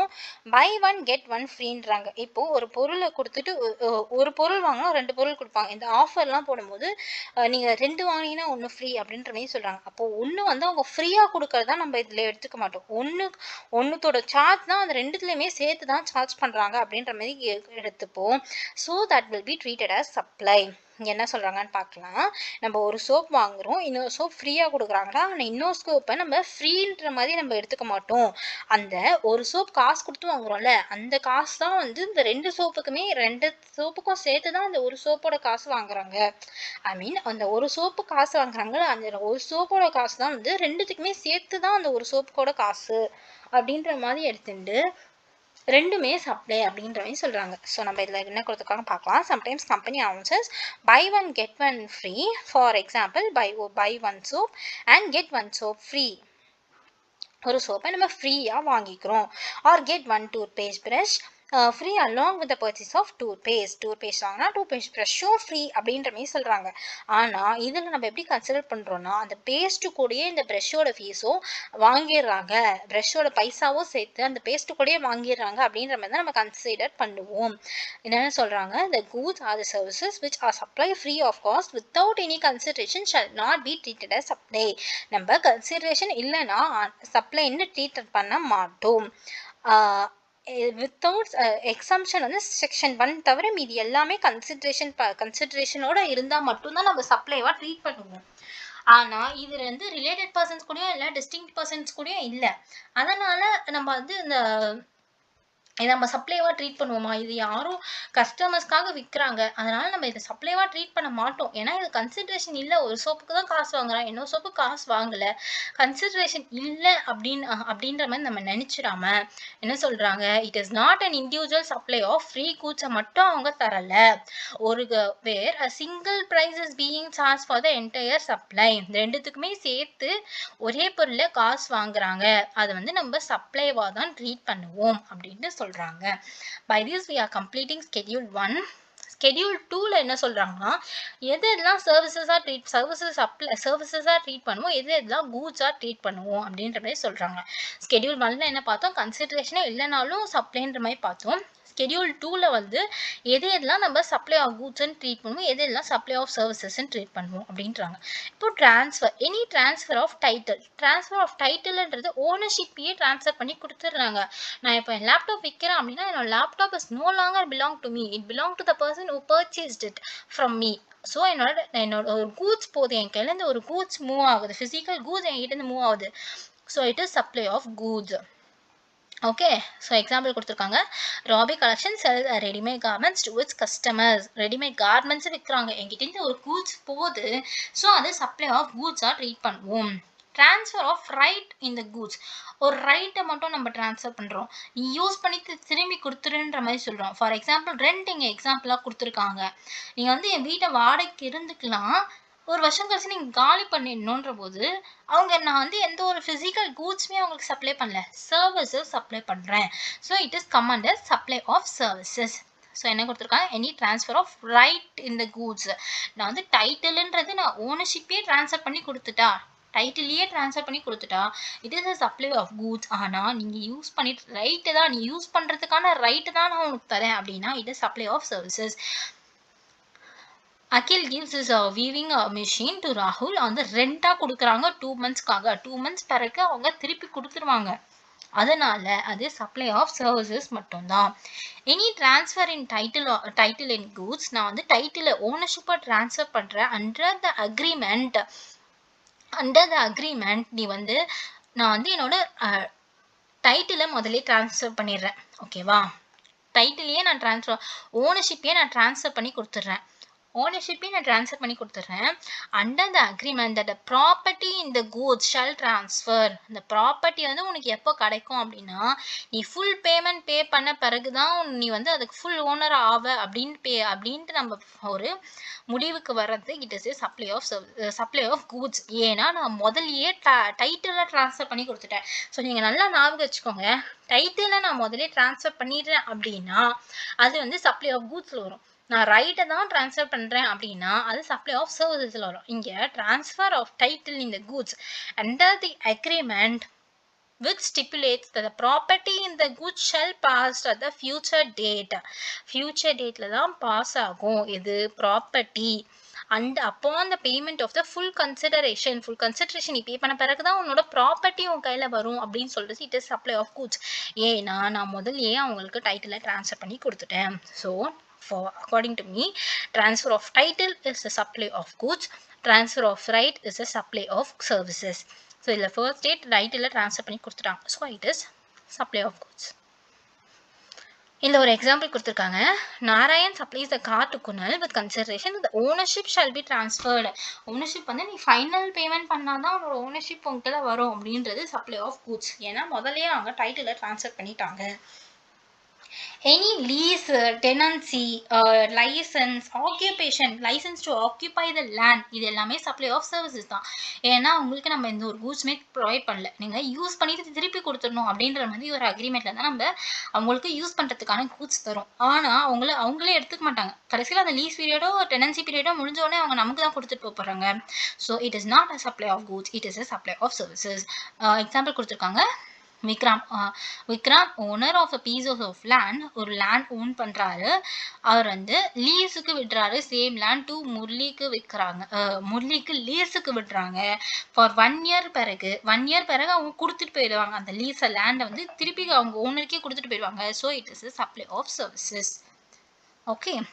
Any lease or letting out of the building for commercial, including the commercial industry காக நம்ம லீஸுக்கு விடுறோம், or residential complex காக for business or the residential complex for business or commercial either only or partly, அது வந்து நமக்கு supply of services தான் வரும். ஏன்னா நம்ம திருப்பி சொல்கிறது அதே தான். அந்த நீங்கள் யூஸ் பண்ணுற லேண்டையோ பில்டிங்கையோ நான் உங்களுக்காக விற்கலை, நான் இப்போ சேல் பண்ணுறேன் அப்படின்னா அது சப்ளை ஆஃப் கூட்ஸாக வரும். ஆனால் நான் உங்களுக்கு யூஸ் பண்ணுறதுக்காக தான் கொடுத்துருக்கேன். அந்த லீஸ் பீரியட் முடிஞ்ச பிறகு நீங்கள் எனக்கே கொடுத்துட்டு போயிடுறீங்க. ஸோ அந்த 1 year or 2 years நான் உங்களுக்கு யூஸ் பண்ண அனுமதி கொடுத்துருக்கிறதுனால அது சப்ளை ஆஃப் சர்வீசஸ் மட்டும்தான். It is not a supply of goods.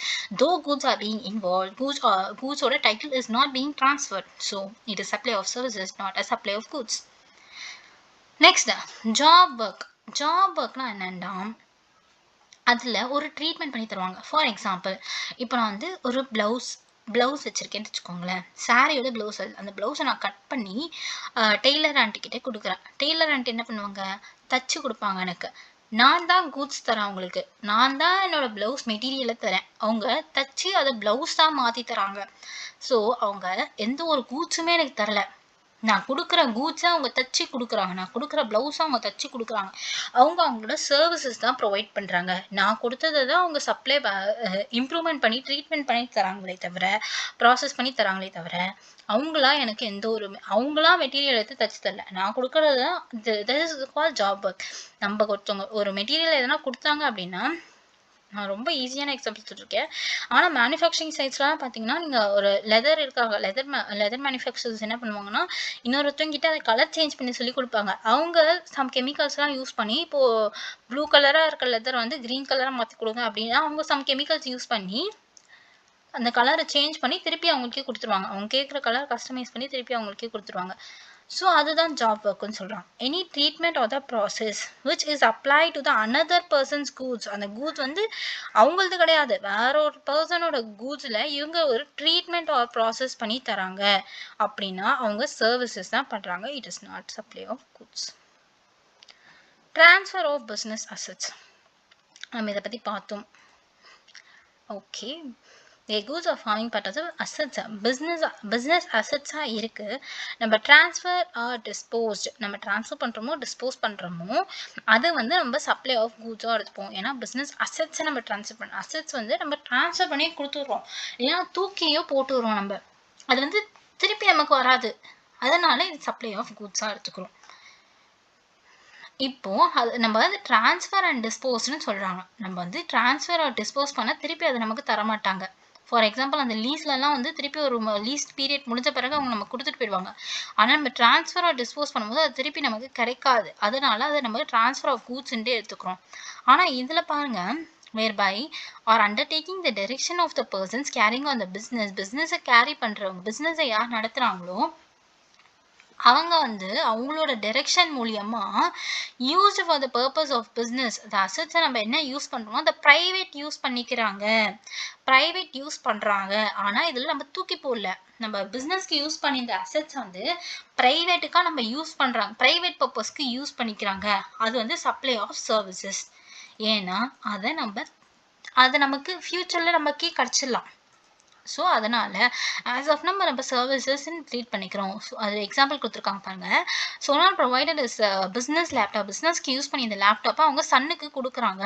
இப்போது full time study, full time படிக்கிறதுக்காக கொடுக்குறாங்க. அது படித்து அவர் டிகிரி கம்ப்ளீட் பண்ண பிறகோ என்னவோ அதை படிக்க முடிஞ்ச பிறகு அவர் வந்து பிஸ்னஸ்க்காக ரிட்டர்ன் பண்ணிடலாம் திருப்பி. அதனால இது சப்ளை ஆஃப் சர்வீசஸ் நம்ம ட்ரீட் பண்ணிக்கிறோம். ஸோ நம்ம ஃபுல்லாகவே ட்ரான்ஸ்ஃபர் பண்ணிட்டோம், டிஸ்போஸ் பண்ணிட்டோம், அது நமக்கு திருப்பி கிடைக்காது அப்படின்ட்டு நம்ம முடிவு பண்ணும்போது அது சப்ளை ஆஃப் கூட்ஸ் ஆகுது. சும்மா யூசிங் பர்பஸ்க்காக நம்ம கொடுத்துருக்கோம் அப்படின்னா இது supply of services. where any person ceases to be taxable person. இனிமே வந்து அவங்க taxable personே கிடையாது. இந்த C section பாருங்க, C section படிச்சுட்டு இருக்கோம். இப்போ C sectionல என்ன சொல்றாங்க, where any person ceases to be taxable person. இனிமே அவங்க taxable personே கிடையாது அப்படின்னா அவங்க கிட்ட இருக்கிற goods deemed to be supplied by him in the course. இப்போ ஒருத்தர் பிசினஸ் நடத்திட்டு இருக்காங்க, அவங்களால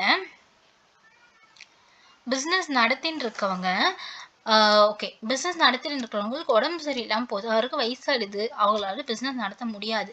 ஸோ அவங்கக்கிட்ட இருக்கிற கூட்ஸுக்கெல்லாம் அவங்க வந்து விற்றுட்டு போயிடுவாங்கள்ல, அதை என்னன்னு எடுத்துப்போம், சப்ளை ஆஃப் கூட்ஸாக எடுத்துப்போமா சப்ளை ஆஃப் சர்வீசஸாக எடுத்துப்போமா அப்படின்னு பார்த்தா அதுக்கு தான் இங்கே சொல்லியிருக்காங்க சப்ளைவாக முதல்ல அதை ட்ரீட் பண்ணுவோம். where any person ceases to be taxable person. அவங்க இனிமேல் taxable person கிடையாது, அவங்க கம்பெனியை வித்துட்டு போயிட்டாங்க, அதை வந்து அவங்க இன்னொரு taxable personக்காக taxable person கிட்ட விற்றா அது நமக்கு இது கிடையாது, சப்ளைவே கிடையாது. ஆனால் அவங்க வந்து taxable person இல்லாமல் விற்றாங்க. இங்கே பாருங்கள், ஸோ நம்ம ஃபர்ஸ்ட் இதை ஃபுல்லாக படிப்போம். where any person ceases to be taxable person, any goods forming part of the business goods எதனா இருக்கு அப்படின்னா shall be deemed to be supply. அவங்க வந்து சப்ளை பண்ணிட்டு தான் நம்ம எடுத்துப்போம். ஓகே, ஃபர்தர் இந்த இமீடியட்லி பிஃபோர் அவங்க கிட்ட ஆனால் இந்த கூட்ஸ் இன்னும் இருக்கு, இருந்தால் அவங்க கூட்ஸ் இன்னும் விற்காம இருந்தாலுமே நம்ம வந்து அவங்க சப்ளை பண்ணிட்டு தான் எடுத்துப்போம். Example 13, due to the ill health Mr. X shut down his business. Any business assets left at the time of the shutdown of the business shall be treated as supply. Treated as supply-வா நம்ம treat பண்ணிப்போம். என்னவா treat பண்ணுவோம், supply of கூட்ஸாக நம்ம treat பண்ணுவோம். Okay, supply of கூட்ஸாக treat பண்ணுவோம். இல்லை என்ன சொல்கிறாங்க, இப்போது நான் வந்து பிஸ்னஸ் நடத்துகிறேன், எனக்கு உடம்பு சரியில்லாததுனால நான் என் பிஸ்னஸை மூடிட்டு அந்த கூட்ஸ் எல்லாம் நான் பர்சனல் பர்பஸ்க்காக எடுத்துப்பேன், இல்லைன்னா வேறு எதுனா பண்ணிடுவேன். ஓகே, நான் சும்மா அதை பர்சனலுக்காக யூஸ் பண்ணிக்கிறேன்னு வச்சுக்கோங்க, அதை சப்ளை ஆஃப் கூட்ஸாக எடுத்துப்போம். சப்ளை ஆஃப் கூட்ஸாக எடுத்தால் அதுக்கு நம்ம ஜிஎஸ்டி பே பண்ணி ஆகணும். ஓகே, நம்ம சேல் பண்ணதான் டீம்னா அசியூம் பண்ணி நம்ம ஜிஎஸ்டி பே பண்ணி ஆகணும். அதுக்கு ஒரு எக்ஸம்ஷன்ஸ் கொடுத்துருக்காங்க பாருங்கள். இப்போ நான் என்னோட பிஸ்னஸை கோயிங் கன்சென்ட்டுக்கு விற்கிறேன்.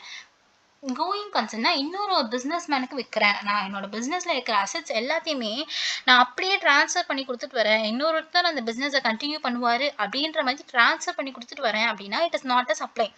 ஏன்னா அவர் அந்த பிஸ்னஸை கண்டினியூ பண்ணிப்பார், அவர் வந்து கஸ்டமர்ஸ்க்கு சேல் பண்ணாதான் அது சப்ளைவாகும். என்கிட்டேருந்து அந்த கோயிங் கன்சர்ன் பர்சனுக்கு போதில் இன்னொருத்தர் பிஸ்னஸ் நடத்துகிறார்ல, அவருக்கு வந்து அது எனக்கும் அவருக்கும் நடக்கிற டிரான்சாக்ஷன்ஸ் அது சப்ளைவாக வராது, சப்ளைவே கிடையாது அப்படின்றாங்க. இல்லைன்னா என்னோட குழந்தைங்களோ என்னோட வீட்டுக்காரரோ யாரும் வந்து அந்த பிஸ்னஸ் நடத்துகிறாங்க அப்படின்னா அதுவுமே சப்ளை கிடையாது. Okay, so I am making this point again. So ஒருத்தவங்க பிஸ்னஸ் நடத்தின்னு இருக்காங்க, அந்த பிஸ்னஸ் வந்து அவங்களால இனிமேல் கண்டினியூ பண்ண முடியாதுன்ற சிச்சுவேஷனில் அவங்க பிஸ்னஸ் அப்படியே க்ளோஸ் பண்ணிட்டு போகிறாங்க அப்படின்னா அதில் இருக்கிற கூட்ஸ் எல்லாம் டீம்டு டு பி சப்ளை, நம்ம சப்ளை ஆயிடுச்சு அப்படின்ற மாதிரி எடுத்துக்கிறோம். கூட்ஸ் இருக்கிறதுனால சப்ளை ஆஃப் கூட்ஸை எடுத்துக்கிறோம். ஓகேவா, அது நம்ம சப்ளை பண்ணிட்டோம் அப்படின்ற மாதிரி எடுத்துக்கிறோம். ஆனால் இதுவே அந்த பிஸ்னஸை நான் கோயிங் கன்சர்னாக வைக்கிறேன், எனக்கு பதில் என்னோட பர்சனல் ரெப்ரசன்டேட்டிவ் யாருன்னா ரன் பண்ணுவாங்க, இல்லைன்னா எனக்கு தெரியாதவங்க ஒருத்தவங்க அந்த பிஸ்னஸை ரன் பண்ணுவாங்க அப்படின்னா அது வந்து சப்ளை கிடையாது. எனக்கும் அவருக்கும் நடக்கிற டிரான்சாக்ஷன் சப்ளை கிடையாது. அவர் அதுக்கு பின்னால் அந்த கூட்ஸ் எல்லாம் விற்று கஸ்டமருக்கு விற்கிறாருன்னா அது சப்ளைவாக எடுத்துக்கும். இம்மூவபிள் ப்ராப்பர்ட்டி ரெண்டிங் பண்ணுறது it is a supply of services. Okay, construction, இந்த பாயிண்ட் நீங்கள் நல்லா கவனிங்க. இப்போ constructions of the complex building civil services are part, therefore including the complex of the buildings intended for the sale purpose partly or wholly. இப்போ நான் வந்து ஒரு பில்டிங்லாம் construct பண்ணி விற்கிறேன், அதுதான் என்னோட பிஸ்னஸே. ஓகேவா, அது நம்ம சப்ளை ஆஃப் சர்வீசஸ் தான் எடுத்துப்போம். ஆனால் கன்சிடரேஷன் என்னோட இதை எக்ஸம்ஷன்ஸ் கொடுத்துருக்காங்க பாருங்க, என்னோட அதுக்கான கன்சிடரேஷன்ஸ் எல்லாமே எனக்கு after issuance of the completion certificate or after its first occupation whichever is earlier, இந்த ரெண்டுத்துல whichever is earlier, அதுக்கு பிறகுதான் எனக்கு வந்து என்னோட என்டையர் கன்சிடரேஷனுமே வருது அப்படின்னு கேட்டா it is not a supply. இதுதான் இதுல கொடுத்துருக்காங்க. என்னன்னா இப்போ நான் ஒரு பில்டிங்ஸ்லாம் கமர்ஷியல் பில்டிங், சிவில் ஸ்ட்ரக்சர் அதெல்லாமே நான் கட்டி விற்கிறேன். ஓகேவா? என்னோட கன்சிடரேஷன் எனக்கான பைசா வந்து அதுக்கு ஒருத்தவங்க குடி வந்த பிறகோ இல்லைன்னா கம்ப்ளீஷன் சர்டிஃபிகேட் வாங்கின பிறகோ, இது ரெண்டுத்துல whichever is earlier, இதுக்கு பிறகுதான் என்னோட கன்சிடரேஷன் வாங்குறேன் அப்படின்னா அது வந்து சப்ளைவா ஆகாது.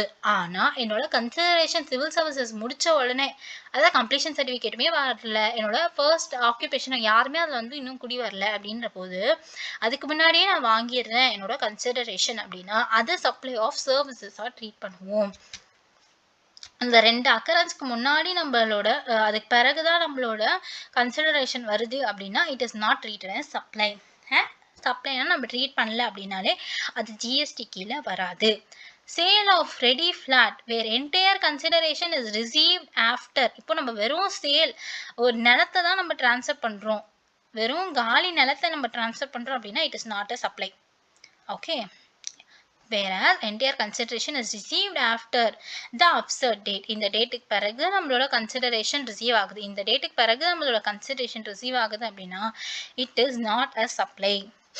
Competent authority. இப்போ இந்த கம்ப்ளீஷன் சர்டிஃபிகேட் யார் தருவா? Is where required to be given by the competent authority தான் தருவாங்க. அந்த காம்பிடென்ட் அத்தாரிட்டி யாரு அப்படின்னு பார்த்தா it is a government or any authority issuance of the completion certificate. யார் வந்து அந்த completion certificate issue பண்றாங்களோ அவங்கள தான் நம்ம competent authority அப்படின்னு சொல்றாங்க. ஓகே. ஆனா இந்த கம்ப்ளீஷன் சர்டிஃபிகேட் சில இடத்துலலாம் தேவையில்லை, இட் இஸ் நாட் ரெக்வைர்ட். அந்த எந்தெந்த இடம்னு பார்த்தா இவங்கெல்லாம் என்ன ஒரு ஆக்ட் கீழே ரெஜிஸ்டர் பண்ணியிருக்கிறவங்க அந்த கைண்ட் ஆஃப் பிஸ்னஸ் பண்றாங்க அப்படின்னா அவங்களுக்கு கம்ப்ளீஷன் சர்டிஃபிகேட் தேவையில்லை. இந்த கன்ஸ்ட்ரக்ஷன்றது வந்து நம்ம புதுசா ஒரு காலி லேண்ட்ல கிரவுண்ட் ஃப்ளோர் ஃபர்ஸ்ட் ஃப்ளோர் அப்படி கட்டுறவங்களுக்கு மட்டும்தான் கன்ஸ்ட்ரக்ஷன் நம்ம சொல்ல மாட்டோம். இப்போ ஆல்ரெடி ஒரு 3 floors இருக்கு, அதெல்லாம் 4th floor கட்டுறேன் அப்படின்னா, இல்லைன்னா 3rd floor நான் ஆல்டர் பண்றேன், இல்லை எதனா ரீப்ளேஸ் பண்றேன், ரீமாடலிங் பண்றேன், அது எல்லாத்தையுமே நம்ம கன்ஸ்ட்ரக்ஷன் தான் ட்ரீட் பண்ணுவோம். கன்ஸ்ட்ரக்ஷன்றது நம்ம காலி நிலத்துல கட்ட ஆரம்பிச்சாதான் கன்ஸ்ட்ரக்ஷன் இல்லை, நம்ம என்ன அடிஷன் பண்றதுனாலும் ஆல்டர் பண்றதுனாலுமே நம்ம கன்ஸ்ட்ரக்ஷனா தான் ட்ரீட் பண்றோம். நெக்ஸ்ட் வந்து intellectual property rights. Intellectual property rights obviously நம்ம ரைட் தான் ட்ரான்ஸ்ஃபர் பண்ணுறோம் அப்படின்னா இட் இஸ் சர்வீசஸ் தான் வருது. ஸோ இன்ஃபர்மேஷன் சாஃப்ட்வேரை விற்கிறாங்க. இன்ஃபர்மேஷன் டெக்னாலஜி சாஃப்ட்வேர் வந்து ஒரு கூட்ஸா கிடையாது. ஒரு சாஃப்ட்வேரை டெவலப் பண்ணி டிசைன் பண்ணி ப்ரோக்ராமிங் பண்ணி கஸ்டமைஸ் பண்ணி அப்கிரேடேஷன் என்ஹான்ஸ்மெண்ட் இம்ப்ளிமெண்டேஷன் பண்ணி விற்கிறாங்க அப்படின்னா it is a supply of services. So non-compete fees restricting from the act. நீங்க எனக்கு கீழே ஆக்ஷன் எடுக்கலாம், ஆனா நீங்க ப்ளீஸ் எடுக்காதீங்க, எனக்கு என் மேல ஆக்ஷன் எடுக்காதீங்க அப்படின்றது. refrain from the act tolerance of an act. நான் ஒரு ஆக்டை டாலரேட் பண்ணியிருக்கிறேன், நீ வந்து எனக்கு கீ ஹார்ன் அடிச்சுட்டே இருக்கிறது, என் வீட்டுக்கு முன்னாடி ஹார்ன் அடிச்சுட்டு இருக்கிறது எனக்கு பிடிக்கல, இருந்தாலுமே நான் அதை டாலரேட் பண்றேன். நான் டாலரேட் பண்றது எனக்கு சப்ளை ஆஃப் கூட்ஸ் கிடையாது, it is a supply of services. Agreeing to the obligation to, நான் வந்து நான் என் மேல ஆக்ஷன் எடுக்காம இருக்கிறதுக்கு நீ இந்த காசு வாங்கிக்கோ அப்படின்ற மாதிரி நான் கொடுக்குறேன், நீ வந்து ஆக்ஷன் எடுக்காம இருக்காதனால என் மேல, அது வந்து சப்ளை ஆஃப் சர்வீசஸா நம்ம ட்ரீட் பண்ணுவோம். non-complete agreement is treated as supply of services. நான் வந்து நீ வந்து ஒரு அக்ரிமெண்ட் போடுறோம் நம்ம 2 பேரும், ஆனா நீ அந்த அக்ரிமெண்ட் படி நடந்துக்கல, அப்படின்னா நான் உன் மேல ஆக்ஷன் எடுக்கலாம், ஆனா ப்ளீஸ் பா நீ என் மேல ஆக்ஷன் எடுக்காத, அதுக்கு பதில் நீ இந்த பைசா வச்சுக்கோ அப்படின்ற மாதிரி கொடுத்துருவோம்னு வச்சுக்கோங்களேன், அதுதான் supply of services. Okay. Next right to use. Obviously ரைட்ன்றது என்னது? it is a supply of services. Transfer of hire purchase system. hire purchaseல ஓனர்ஷிப் ட்ரான்ஸ்ஃபர் ஆகாது இனிஷியல் பீரியட்ல. நீங்கள் வந்து ஃபுல்லாக கன்சிடர் முடிச்சாதான், நீங்கள் வந்து ஃபுல் வேல்யூ பே பண்ணி முடிச்சாதான் உங்களோட உங்களோட கன்சிடரேஷன் ஃபுல்லாக பே பண்ணி முடிச்சா தான் இந்த ஓனர்ஷிப்போட அந்த கூட்ஸோட ஓனர்ஷிப் வந்து உங்களுக்கு ட்ரான்ஸ்ஃபர் ஆகும். So until that you own be the owner of அந்த சீஸ் பண்ணிட்டு போயிடலாம். நீங்கள் ஒரு மாதம் லேட்டாக பே பண்ணீங்களா, ஒரு மாதம் பே பண்ணாமல் விட்டீங்கனாலும் அவங்க வந்து விற்றவங்க வந்து ஹையர் பர்ச்சேஸ் மூலியமாக விற்றவங்க வந்து உங்களோட கூட்ஸை எடுத்துகிட்டு போயிடுவாங்க. ஃப்ரிட்ஜு வாஷிங் மிஷின்லாம் நீங்கள் ஹையர் பர்ச்சேஸில் வாங்குறீங்க அப்படின்னா இப்போ நீங்கள் ஒரு மாதம் தவறுதலாக பே பண்ணாமல் விட்டீங்கன்னு வச்சுக்கோங்களேன், அவங்க வந்து எடுத்துகிட்டு போகிறதுக்கான வாய்ப்பு இருக்குது. ஆனால் இன்ஸ்டாலேஷனில் வாங்கினீங்கன்னா எடுத்துகிட்டு போகிறதுக்குலாம் வாய்ப்பு இல்லை, உங்கள் மேலே கேஸ் தான் போடுவாங்க. ஆனால் ஹையர் பர்ச்சேஸ் கீழே வாங்கினீங்க அப்படின்னா உங்களோட கூட்ஸை எடுத்துகிட்டு போயிடுவாங்க. அவங்க வந்து நீங்கள் அவ்வளோ நாள் ஒரு 9 மாதம் நீங்கள் பே பண்ணிருப்பீங்க, 10ஆம் மாதம் பே பண்ணாமல் விட்டுருப்பீங்க. ஸோ 9 மாதம் பே பண்ணதுக்கான அந்த காசு உங்களுக்கு ரிட்டர்ன் வராது. அதை வந்து ரெண்ட்டுக்காக வச்ச மாதிரி ஹையருக்கு கொடுத்த மாதிரி அக்கௌண்ட் க்ளோஸ் பண்ணுறாங்க. நான் வந்து நீ 9 மாதம் யூஸ் பண்ணதுக்கான ரெண்டல் சார்ஜஸ் இது அப்படின்ற மாதிரி முடிச்சிருவாங்க. ஆனால் நீங்கள் ரெண்டல் சார்ஜஸ் விட அதிகமாக பே பண்ணுற மாதிரி இருக்கும். ஸோ இதுதான் ஹையர் பர்ச்சேஸ். உங்களோட அந்த கூட்ஸோட ஓனர்ஷிப் உங்களுக்கு எப்போ ட்ரான்ஸ்ஃபர் ஆகும் அப்படின்னு கேட்டிங்கன்னா, நீங்கள் கடைசி மாதம் டியூ கட்டி முடிக்கும் போது தான் அந்த கூட்ஸோட ஓனர்ஷிப் உங்களுக்கு கிடைக்கும். அது வரைக்கும் நீங்கள் வந்து மாதம் பே பண்ணுற காசுல ஹையர் சார்ஜஸ் தான் எடுத்துப்பாங்க. இதுவுமே வந்து ஃபினான்ஷியல் அக்கௌண்டிங்கில் ஹையர் பர்ச்சேஸ் சிஸ்டம்ட்டு ஒன்று இருக்குது. ஸோ அதில் நீங்கள் படிப்பீங்க ஹையர் பர்ச்சேஸ் பற்றி டீட்டெயில்டாக. ஸோ ஹையர் பர்ச்சேஸ் கீழே வைக்கிறாங்க அப்படின்னா it is a supply of services.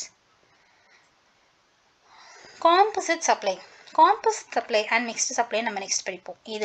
இதுக்கு இன்னொரு ஃபியூ பேஜஸ் கழிச்சு படிப்போம். அதுவுமே நல்ல இன்ட்ரெஸ்டிங்கான சாப்டர். ஸோ காம்போசிட் சப்ளைன்றது அந்த சர்வீசஸ்லாம் தனித்தனியாக பிரிச்சே விற்க முடியாது அப்படின்ற மாதிரி. இப்போ வந்து நான் வந்து ஓகே அது நம்ம அந்த சாப்டர் படிக்கலாம். எக்ஸாம்பிள் கொடுத்தா அது ரொம்ப பெரிய எக்ஸாம்பிளாக இருக்கும். இதை நம்ம மிஸ்ட் அவுட் ஆகிடுவோம். ஸோ அந்த காம்போசிட் மிக்ஸ் சப்ளை படிக்கும்போது அதை எக்ஸாம்பிள்ஸ்லாம் பார்ப்போம். ஸோ ஒர்க் கான்ட்ராக்ட்ன்றது it is a supply of services. Work contract means the construction of building. நாங்கள் பைசா தரோம், நீங்கள் கன்ஸ்ட்ரக்ட் பண்ணி தான் கொடுக்க போகிறீங்க. Okay, so constructions, fabrications, completion, installation, fitting out, improvement, modification, repair works எல்லாமே நீங்கள் ரிப்பேர்லாம் பண்ணுறீங்கன்னா கூட நாங்களே உங்களுக்கு மெட்டீரியல்ஸ் வாங்கி கொடுத்துருவோம். நீங்கள் வந்து அதை ஃபிட் பண்ணி கொடுத்தா மட்டும் போதும். Of any immovable property wherein transfer of the property in the goods is involved, அது வந்து சப்ளை ஆஃப் சர்வீசஸ் தான் நம்ம ட்ரீட் பண்ணுறோம். ஆக்டிவிட்டீஸ் நெய்தர் சப்ளை நார் சர்வீசஸ் நார் சப்ளை. இதில் என்ன சொல்கிறாங்க, இந்த சில ஆக்டிவிட்டீஸ்லாம் சப்ளையுமே கிடையாது, சப்ளை ஆஃப் கூட்ஸுமே கிடையாது, சப்ளை ஆஃப் சர்வீசஸுமே கிடையாது. இப்போ சப்ளை ஆஃப் கூட்ஸும் இல்லை, சப்ளை ஆஃப் சர்வீசஸும் இல்லை அப்படின்னா ஜிஎஸ்டி வருமா? வராது. சப்ளைவாக இருந்தால் மட்டும்தான் நமக்கு ஜிஎஸ்டி வரும். ஆனால் சப்ளைவே இல்லைன்ட்டாங்க. அப்போ அவங்க ப்ரொவைட் பண்ணுற சர்வீசஸோ இல்லை அவங்க கொடுக்குற கூட்ஸோ ஜிஎஸ்டி கீழே வராது. அது என்னென்னன்ற மாதிரி பார்க்கலாம். ஸ்கெடியூல் 3ல் அதுதான் சொல்லியிருக்காங்க. ஸோ நம்ம ஸ்கெடியூல் 1ல் என்ன பார்த்தோம், கன்சிடரேஷனே இல்லைனாலும் சில சர்வீசஸ் சில கூட்ஸ் எல்லாமே வந்து சப்ளை அப்படின்ற மாதிரி நம்ம எடுத்துக்கிட்டோம். ஸ்கெடியூல் 2ல் என்ன பார்த்தோம், எதெல்லாம் கூட்ஸ் எதெல்லாம் சர்வீசஸ் அப்படின்ற மாதிரி பார்த்தோம். இப்போ ஸ்கெடியூல் 3 நெகட்டிவ் லிஸ்ட் அப்படின்றாங்க. நெகட்டிவ் லிஸ்ட்னா இது சப்ளை ஆஃப் கூட்ஸும் வராது, சப்ளை ஆஃப் சர்வீசஸுமே வராது. அப்படி ரெண்டுமே வரல அப்படின்னா ஜிஎஸ்டி கீழே வராது. அது என்னன்ற மாதிரி பார்க்கலாம். பேசிக்கலி இது வந்து ஒரு என்ன வரும் அப்படின்னா, சென்ட்ரல் கவர்மெண்ட் ப்ரொவைட் பண்ணுற சர்வீசஸ், ஸ்டேட் கவர்மெண்ட் ப்ரொவைட் பண்ணுற சர்வீசஸ், இல்லை பிரசிடென்ட், பிரைம் மினிஸ்டர் அவங்களாம் ப்ரொவைட் பண்ணுற சர்வீசஸ், அதுக்கப்புறம் வந்து ஒரு ட்ரிபியூனல் ப்ரொவைட் பண்ணுற சர்வீசஸ், இது எல்லாமே வந்து சப்ளை கிடையாது அப்படின்ற மாதிரி சொல்கிறாங்க. இதுதான் வந்து அதோட ஒரு ப்ரீஃப். ஆனால் வந்து நம்ம டீட்டெயிலாக இதில் என்ன கொடுத்துருக்காங்கன்ற மாதிரி படித்து பார்க்கலாம். Okay, just minute. ஓகே, இதோட இது பிறகு நம்ம காம்பசிஷன் மிக்ஸ் சப்ளை வருது. ஓகே, நம்ம இது பார்க்கலாம். இப்போ any activity or transaction specified in schedule 3 வந்து it is shall be treated neither as supply of goods nor as supply of services. ரெண்டுமாவே நம்ம ட்ரீட் பண்ண மாட்டோம். Such activities transactions undertaken by the central government, state government, local authority. Transactions யார் பண்றாங்க, central government பண்றதோ, state government பண்றதோ, local authority பண்றது, அதெல்லாம் பண்றாங்க. அவங்கலாம் பண்றாங்க அப்படின்னா அவங்கெல்லாம் ஜிஎஸ்டி பே பண்ணணும்னு அவசியம் கிடையாது. நீங்களாம் யாருப்பா பெரிய ஆள், நீங்களாம் பே பண்ண மாட்டீங்க அப்படின்ற மாதிரி. So central government, state government, local authority பண்ணுற டிரான்சாக்ஷன்ஸ்க்கெல்லாம் ஜிஎஸ்டி கிடையாது. ஏன்னா அவங்க தான் ஜிஎஸ்டியே ஹோல்ட் பண்ணுறாங்க, அவங்க எதுக்கு பே பண்ணிட்டு. So tax point. Since these activities neither அது வந்து supply of goods கிடையாது, supply of services கிடையாதுன்றதுனால hence no GST is payable on these transactions and activities. அதுக்கு GST pay பண்ண வேண்டாம். யார் pay பண்ண வேண்டாம்? Central government, state government, local authority அவங்க பண்ணுற டிரான்சாக்ஷன்லாம் GST pay பண்ண வேண்டாம் அப்படின்னு சொல்கிறாங்க. ஸோ இதுக்கு இந்த பாயிண்ட் நம்ம ஆல்ரெடி பார்த்து தான். ஒரு ஃபினான்ஷியல் இயரில் எம்ப்ளாயிக்கு கொடுக்குற 50,000 கிஃப்ட் கொடுத்தாங்க அப்படின்னா இட் இஸ் நாட் டாக்ஸபிள் அப்படின்ற மாதிரி பார்த்தோம். ஸோ அதுதான் எங்கேயுமே கொடுத்துருக்காங்க. 50,000 ஒரு ஃபினான்ஷியல் இயர் வந்து எம்ப்ளாயி கொடுக்குற கூட்ஸ் அண்ட் சர்வீசஸ் வந்து நம்ம சப்ளைவாக ட்ரீட் பண்ண மாட்டோம். It is not treated as supply, not treated as supply of goods or supply அப்படின்ற மாதிரி பார்க்கும். ஓகே, ஸோ எம்ப்ளாயி ப்ரொவைட் பண்ணுற services to the employer provide பண்ணுறது. ஸோ எம்ப்ளாயி வந்து எம்ப்ளாயருக்கு ப்ரொவைட் பண்ணுற சர்வீசஸ் எதுவுமே வந்து ஜிஎஸ்டிக்குள்ளே வராது. இப்போ கோர்ட் ஆர் ட்ரிபியூனல் ப்ரொவைட் பண்ணுற சர்வீசஸ்மே ஜிஎஸ்டி கீழே வராது. மெம்பர் ஆஃப் பார்லிமெண்ட் இது ஒரு 2 மார்க்ஸில் கேட்கறதுக்கான வாய்ப்பு இருக்குது. Services provide member of parliament அவங்க ப்ரொவைட் பண்ணுற சர்வீசஸ்லாம் ஜிஎஸ்டி கீழே வருமா அப்படின்னு கேட்டால் நோ அப்படின்ற மாதிரி நீங்கள் சொல்லணும். Okay, member of state legislative அவங்க ப்ரொவைட் பண்ணுற services, member of panchayat, member of municipality, member of local authority, other local authorities அவங்க ப்ரொவைட் பண்ணுற எந்த ஒரு சர்வீசஸுமே வந்து ஜிஎஸ்டி கீழே வராது. ஓகே, அண்ட் இவங்க President of India, Vice President of India, Prime Minister of India, Chief Judicial of India, Speaker of Lok Sabha, Controller, Auditor General of India இவங்க ப்ரொவைட் பண்ணுற எந்த ஒரு சர்வீஸுமே வந்து ஜிஎஸ்டி கீழே வராது. ஓகே, ஸோ சேர்பர்சனாக இருக்கலாம், மெம்பராக இருக்கலாம், டைரக்டராக இருக்கலாம். The duties perform by the any person as a chairperson. இப்போது சென்ட்ரல் கவர்மெண்ட்டில் அவங்க வந்து சேர்பர்சன், மெம்பர், டைரக்டராக இருக்காங்க. இப்போ இல்லை ஸ்டேட் கவர்மெண்ட்டில் இருக்காங்க, இல்லை லோக்கல் அத்தாரிட்டியில் இந்த போஸ்டிங்ஸ்லாம் ஹோல்ட் பண்ணுறாங்க அப்படின்னா அவங்க ப்ரொவைட் பண்ணுற எந்த ஒரு சர்வீசஸுமே ஜிஎஸ்டி கீழே அப்ளிகபிள் ஆகாது. இப்போது இறுதி ஊர்வலத்துக்கு டிரான்ஸ்போர்ட்டேஷன் சர்வீசஸ் பண்ணுறாங்களே, இப்போ ஃபியூனரல் அப்போ டிரான்ஸ்போர்ட்டேஷன் சர்வீசஸ் பண்ணுறாங்களே அதுக்குமே வந்து ஜிஎஸ்டி அப்ளிகபிள் ஆகாது. நம்ம ரெடிமேட் ஃப்ளாட்டை சேல் பண்ணுறாங்க, ஒரு காலி நிலத்தை சேல் பண்ணுறாங்க, அதுனா ஜிஎஸ்டி கீழே வராது. Actionable claims other than actionable கிளைம்ஸ்க்கு ஜிஎஸ்டி வராது. ஆனால் இந்த லாட்ரி, பெட்டிங், கேம்பிளிங் அதுக்கெல்லாமே வந்து ஜிஎஸ்டி வரும். ஸோ இதை நம்ம பார்த்தோம். இப்போது பில்டிங்ஸ் எல்லாம் கட்டி விற்கிறாங்கன்னு வச்சுக்கோங்க, அவங்க கன்சிடரேஷன் அதுக்கப்புறமா ரிசீவ் ஆகுது. Partly or fully consideration is received before the issuance or the completion of whichever is earlier. இதுக்கு முன்னாடி இது பாருங்க, பிஃபோர்ன்ற வார்த்தையை கொடுத்துருக்காங்க பாருங்க, எங்கன்னா இங்கே கொடுத்துருக்காங்க. பிஃபோரா இருந்தால் நமக்கு ஜிஎஸ்டி வருமா வராதா யோசிச்சு பாருங்க. நம்ம இங்கே என்ன பார்த்தோம், ஆஃப்டர்ன்னு பார்த்தோம். எங்கே பார்த்துருக்கோன்னா இங்கே இது பாருங்க, ஆஃப்டர்ன்னு பார்த்துருக்கோம். ஆஃப்டர்னா தான் நமக்கு கன்சிடரேஷன் பிறகு வந்தால் தான் நமக்கு வந்து ஜிஎஸ்டி கீழே வராது. ஆனால் இங்கே பிஃபோருன்னு கொடுத்துருக்கிறதுனால இது ஜிஎஸ்டி கீழே வரும். அதுக்கு ஆஃப்டராக கலெக்ட் பண்ணியிருந்தால் தான் ஜிஎஸ்டி கீழே வராது. ஓகே, ஆக்ஷனபிள் கிளைம்ஸோட மீனிங் கொடுத்துருக்காங்க. All other auctionable claims is not subject to GST. Lottery, betting, gambling லாம் GST will be applicable. Lottery is banned in Tamil Nadu. கேரளாவில் லாட்ரிஸ் இருக்குன்னு நினைக்கிறேன். ஆமாம் இருக்குது. ஸோ அங்கெல்லாம் ஜிஎஸ்டி வருமோ அப்படின்னு கேட்டால் லாட்ரிக்கு, பெட்டிங்க்கெல்லாம் ஜிஎஸ்டி வரும். ஓகே, ஆன்லைன் கேமிங் பற்றி கொடுத்துருக்காங்க, அதோட மீனிங் கொடுத்துருப்பாங்க. ஆன்லைன் கேமிங்னா என்னது, means offering of game on the internet மூலிமா ஒரு கேம் ஆஃபர் பண்ணுறாங்க அப்படின்னா அதுதான் வந்து online game. Online gaming means online கேமிங்கில் பே பண்ணுறாங்க. ஸோ இதுதான் வந்து அது எக்ஸாம்பிள்ஸ் தான் கொடுத்துருக்காங்க. It is not much necessary. So next என்ன சொல்கிறாங்க, சப்ளை ஆஃப் கூட்ஸ் இந்த பிளேஸஸ் நான் டாக்ஸபிள் டெரிட்டரிக்கு ஒரு கூட்ஸை சப்ளை பண்ணுறாங்க அப்படின்னா ஜிஎஸ்டி வருமா வராது அப்படின்ற மாதிரி நம்ம முதலே பார்த்தோம். அதை தான் இதுலேயே கொடுத்துருக்காங்க. Another supply of goods from the place in the non-territory to the another place of non-territory. Supply பண்ணுறவங்களும் நான் டாக்ஸபிள் டெரிட்டரியில் தான் இருக்காங்க, ரிசிபியண்ட்டுமே நான் டாக்ஸபிள் டெரிட்டரிக்குள்ளே தான் இருக்கிறாங்க அப்படின்னா it is not taxable under GST. Supply of warehoused goods to any person before clearance.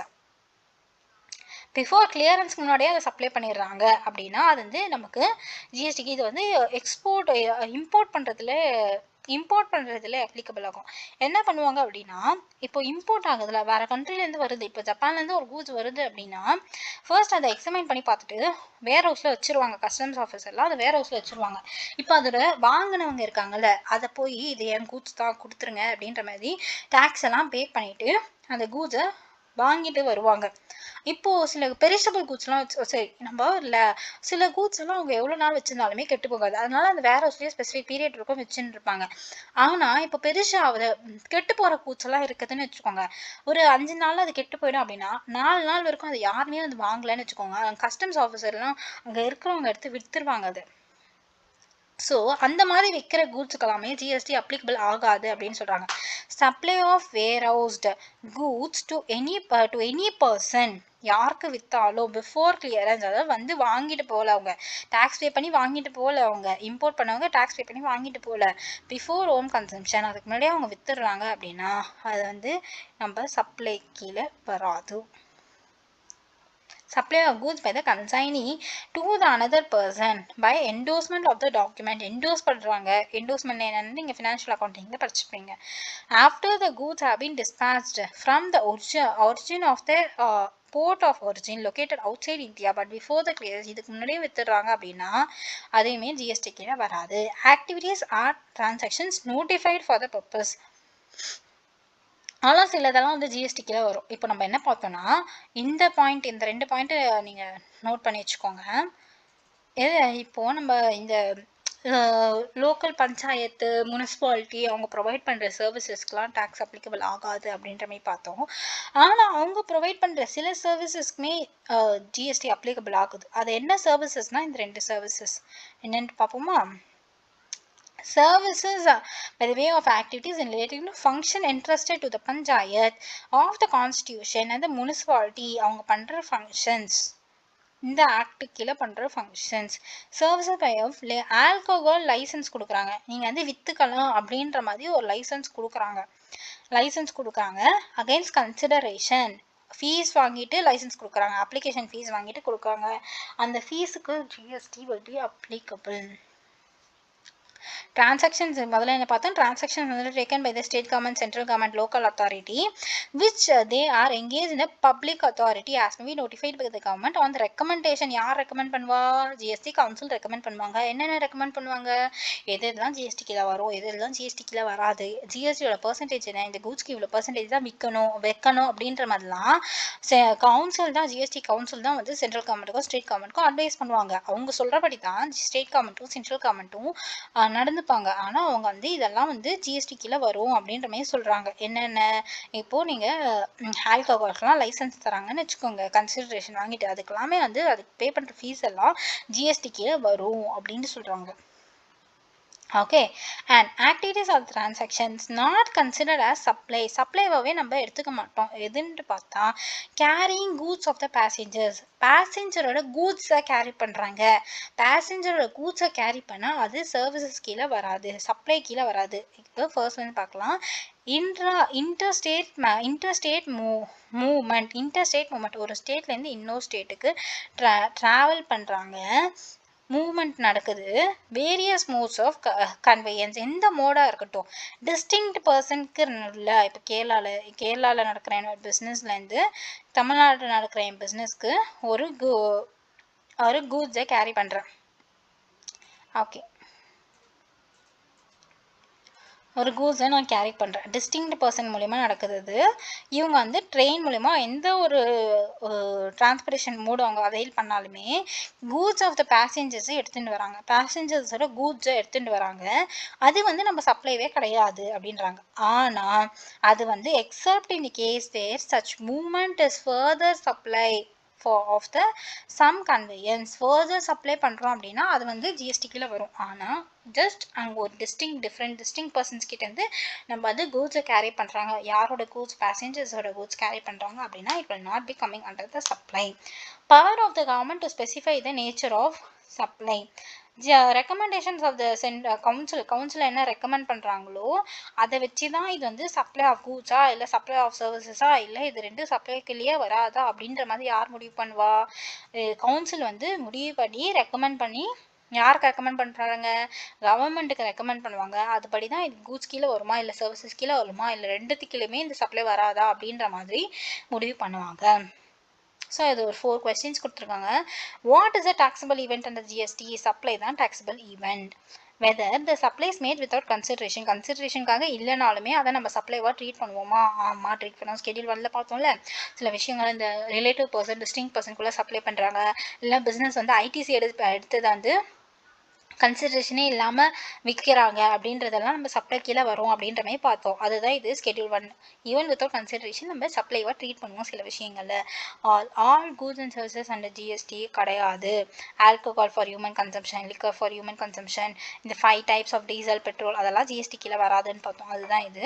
So நீங்கள் basically அந்த நோட்ஸ் எல்லாமே படிச்சுன்னு வந்தீங்க, இல்லை கிளாஸ் ஃபுல்லாகவே லிசன் பண்ணுறீங்க அப்படின்னாலே உங்களால் இந்த ஆன்சர்ஸ்லாம் பண்ண முடியும். Who can notify the transaction? யார் notify பண்ண முடியும்? GST recommendation of the GST council. council வந்து கவர்மெண்ட்டுக்கு ரெக்கமெண்ட் பண்ணுவாங்க, கவர்மெண்ட் வந்து அதை இம்ப்ளிமெண்ட் பண்ணுவாங்க. So this is what it is. இப்போ நம்ம காம்போசிட் சப்ளை மிக்ஸ்டு சப்ளைனா என்னன்ட்டு பார்க்கலாம். ஃபர்ஸ்ட் அதோட ப்ரீஃப் எக்ஸ்பிளனேஷன் நான் உங்களுக்கு கொடுத்துட்றேன்.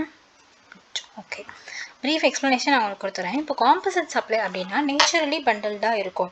அந்த சர்வீசஸ் அந்த சப்ளைவர் நம்ம ரெண்டுமே தனித்தனியாகவே விற்க முடியாது. ஃபார் எக்ஸாம்பிள் நம்ம இப்போ ஒரு பிஸ்கெட் எடுத்துக்கிறோன்னு வச்சுக்கோங்களேன். பிஸ்கெட் விற்க போகிறாங்க, ஒரு ரீட்டைலர் ஒரு மொனக்கடைக்கு போய் நம்ம பிஸ்கெட் வாங்கிட்டு வந்துடுறோம்.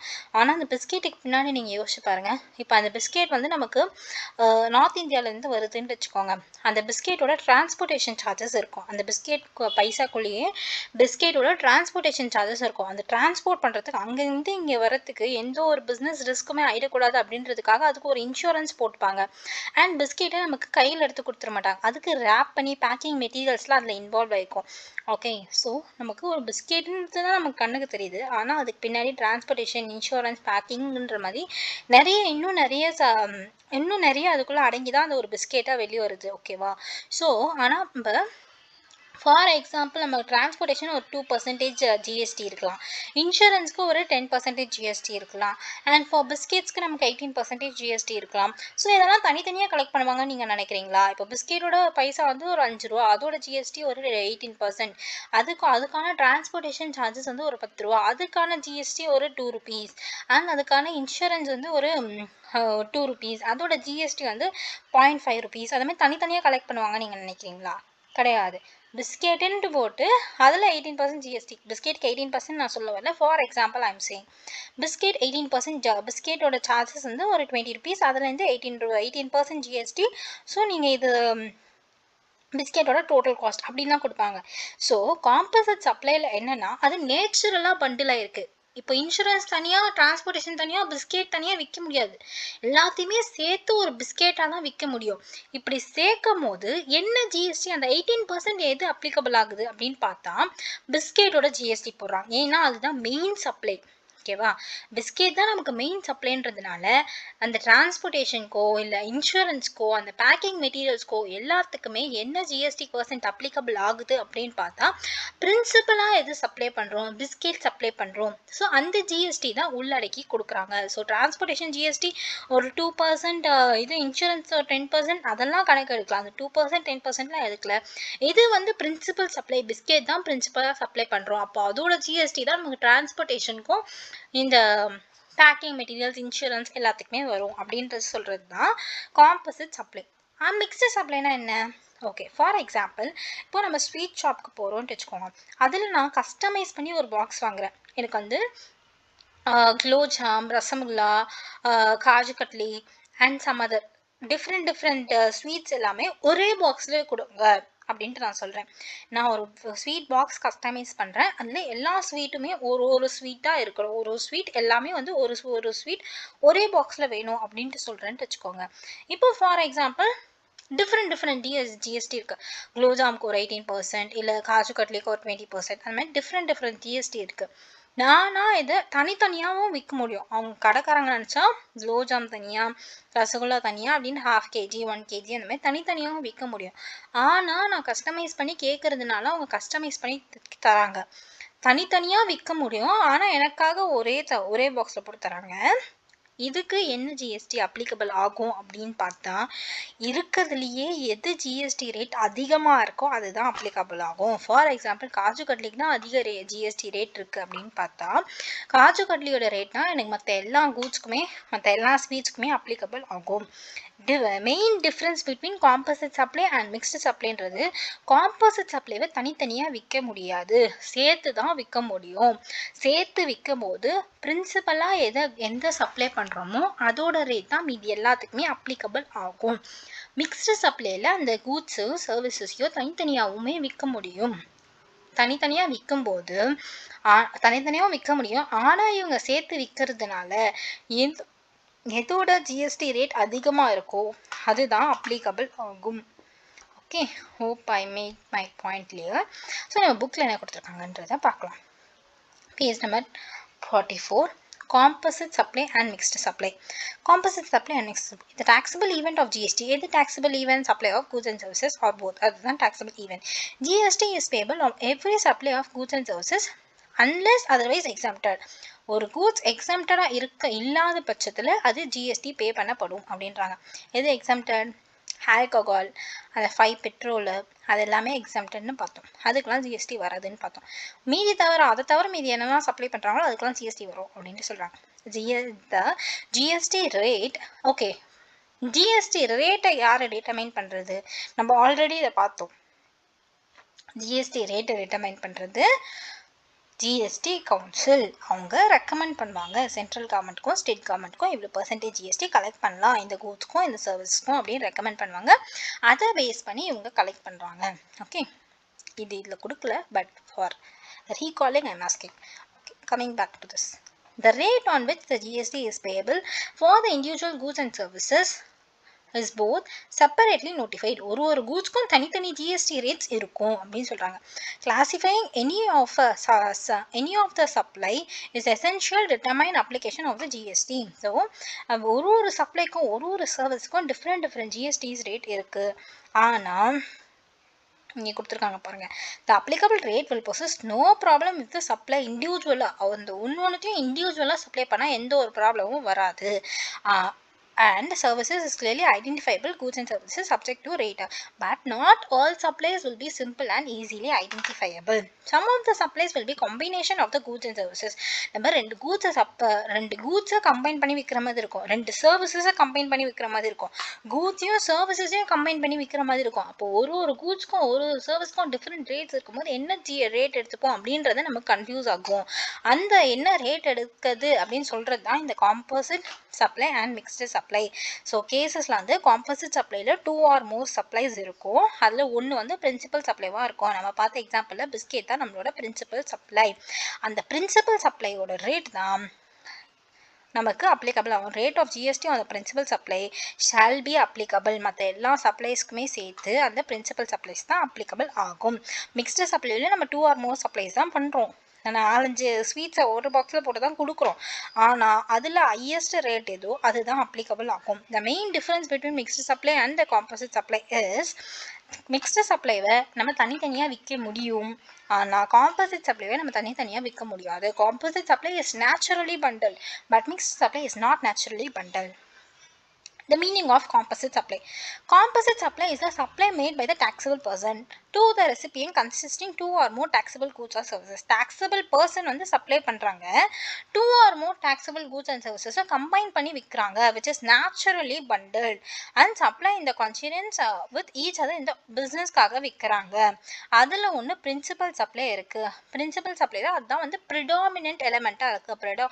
principal supplyனா அதுக்காக தான், இந்த பிஸ்கெட்டுக்காக தான் நம்ம டிரான்ஸ்போர்ட்டேஷன் சர்வீசஸ் ஆஃப் பண்ணுறோம், பிஸ்கெட்காக தான் நம்ம இன்சூரன்ஸ் போடுறோம்.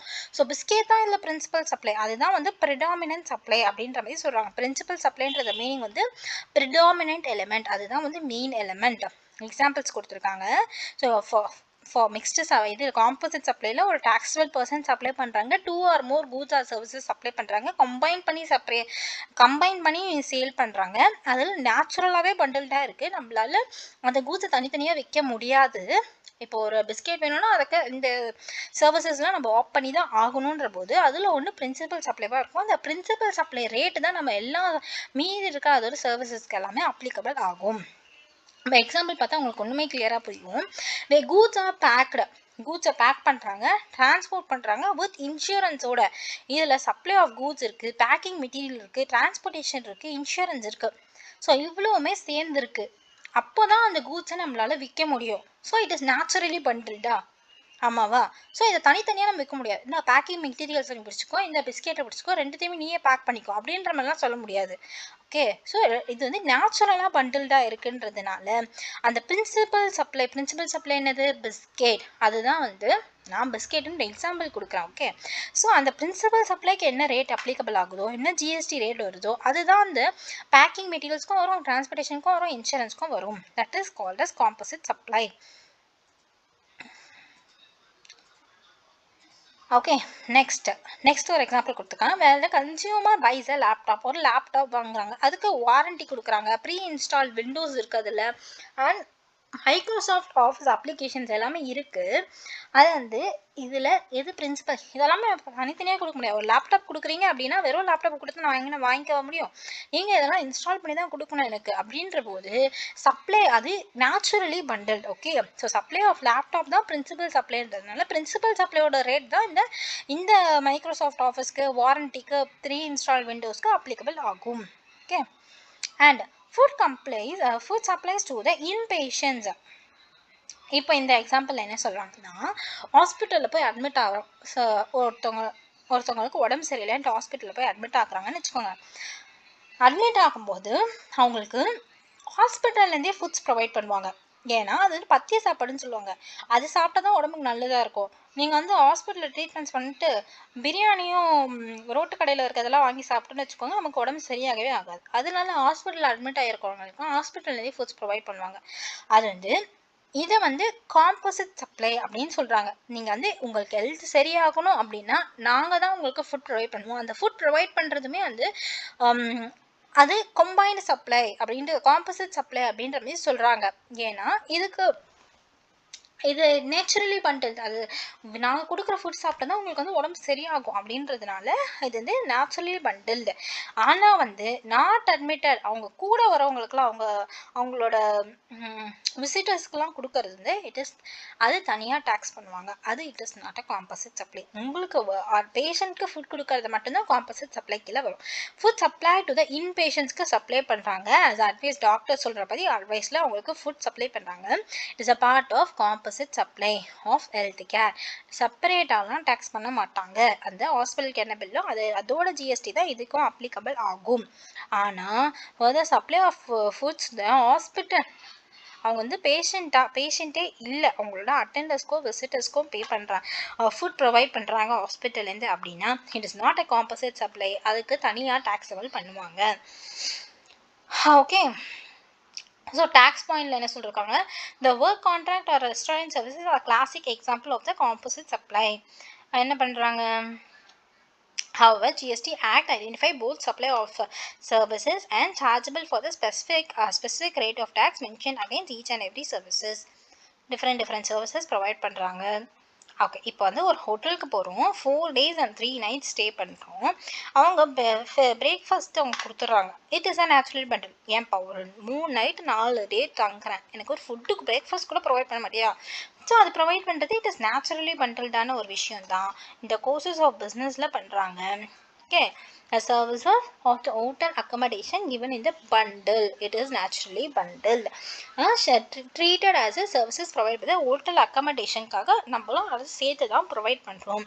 நான் வந்து என்னோட பிஸ்னஸை அட்ராக்டிவாக வச்சுக்கிறதுக்கு நான் வந்து ஸ்டேயோடு சேர்த்து பிரேக்ஃபாஸ்ட்டும் ப்ரொவைட் பண்ணுறது என்னோட சேல்ஸை இன்னும் அதிகப்படுத்தும். ஸோ இட் இஸ் நேச்சுரலி பண்டல்ன்றதுனால it is a composite supply. ஆனால் இதில் பிரின்சிபல் சப்ளை என்னது?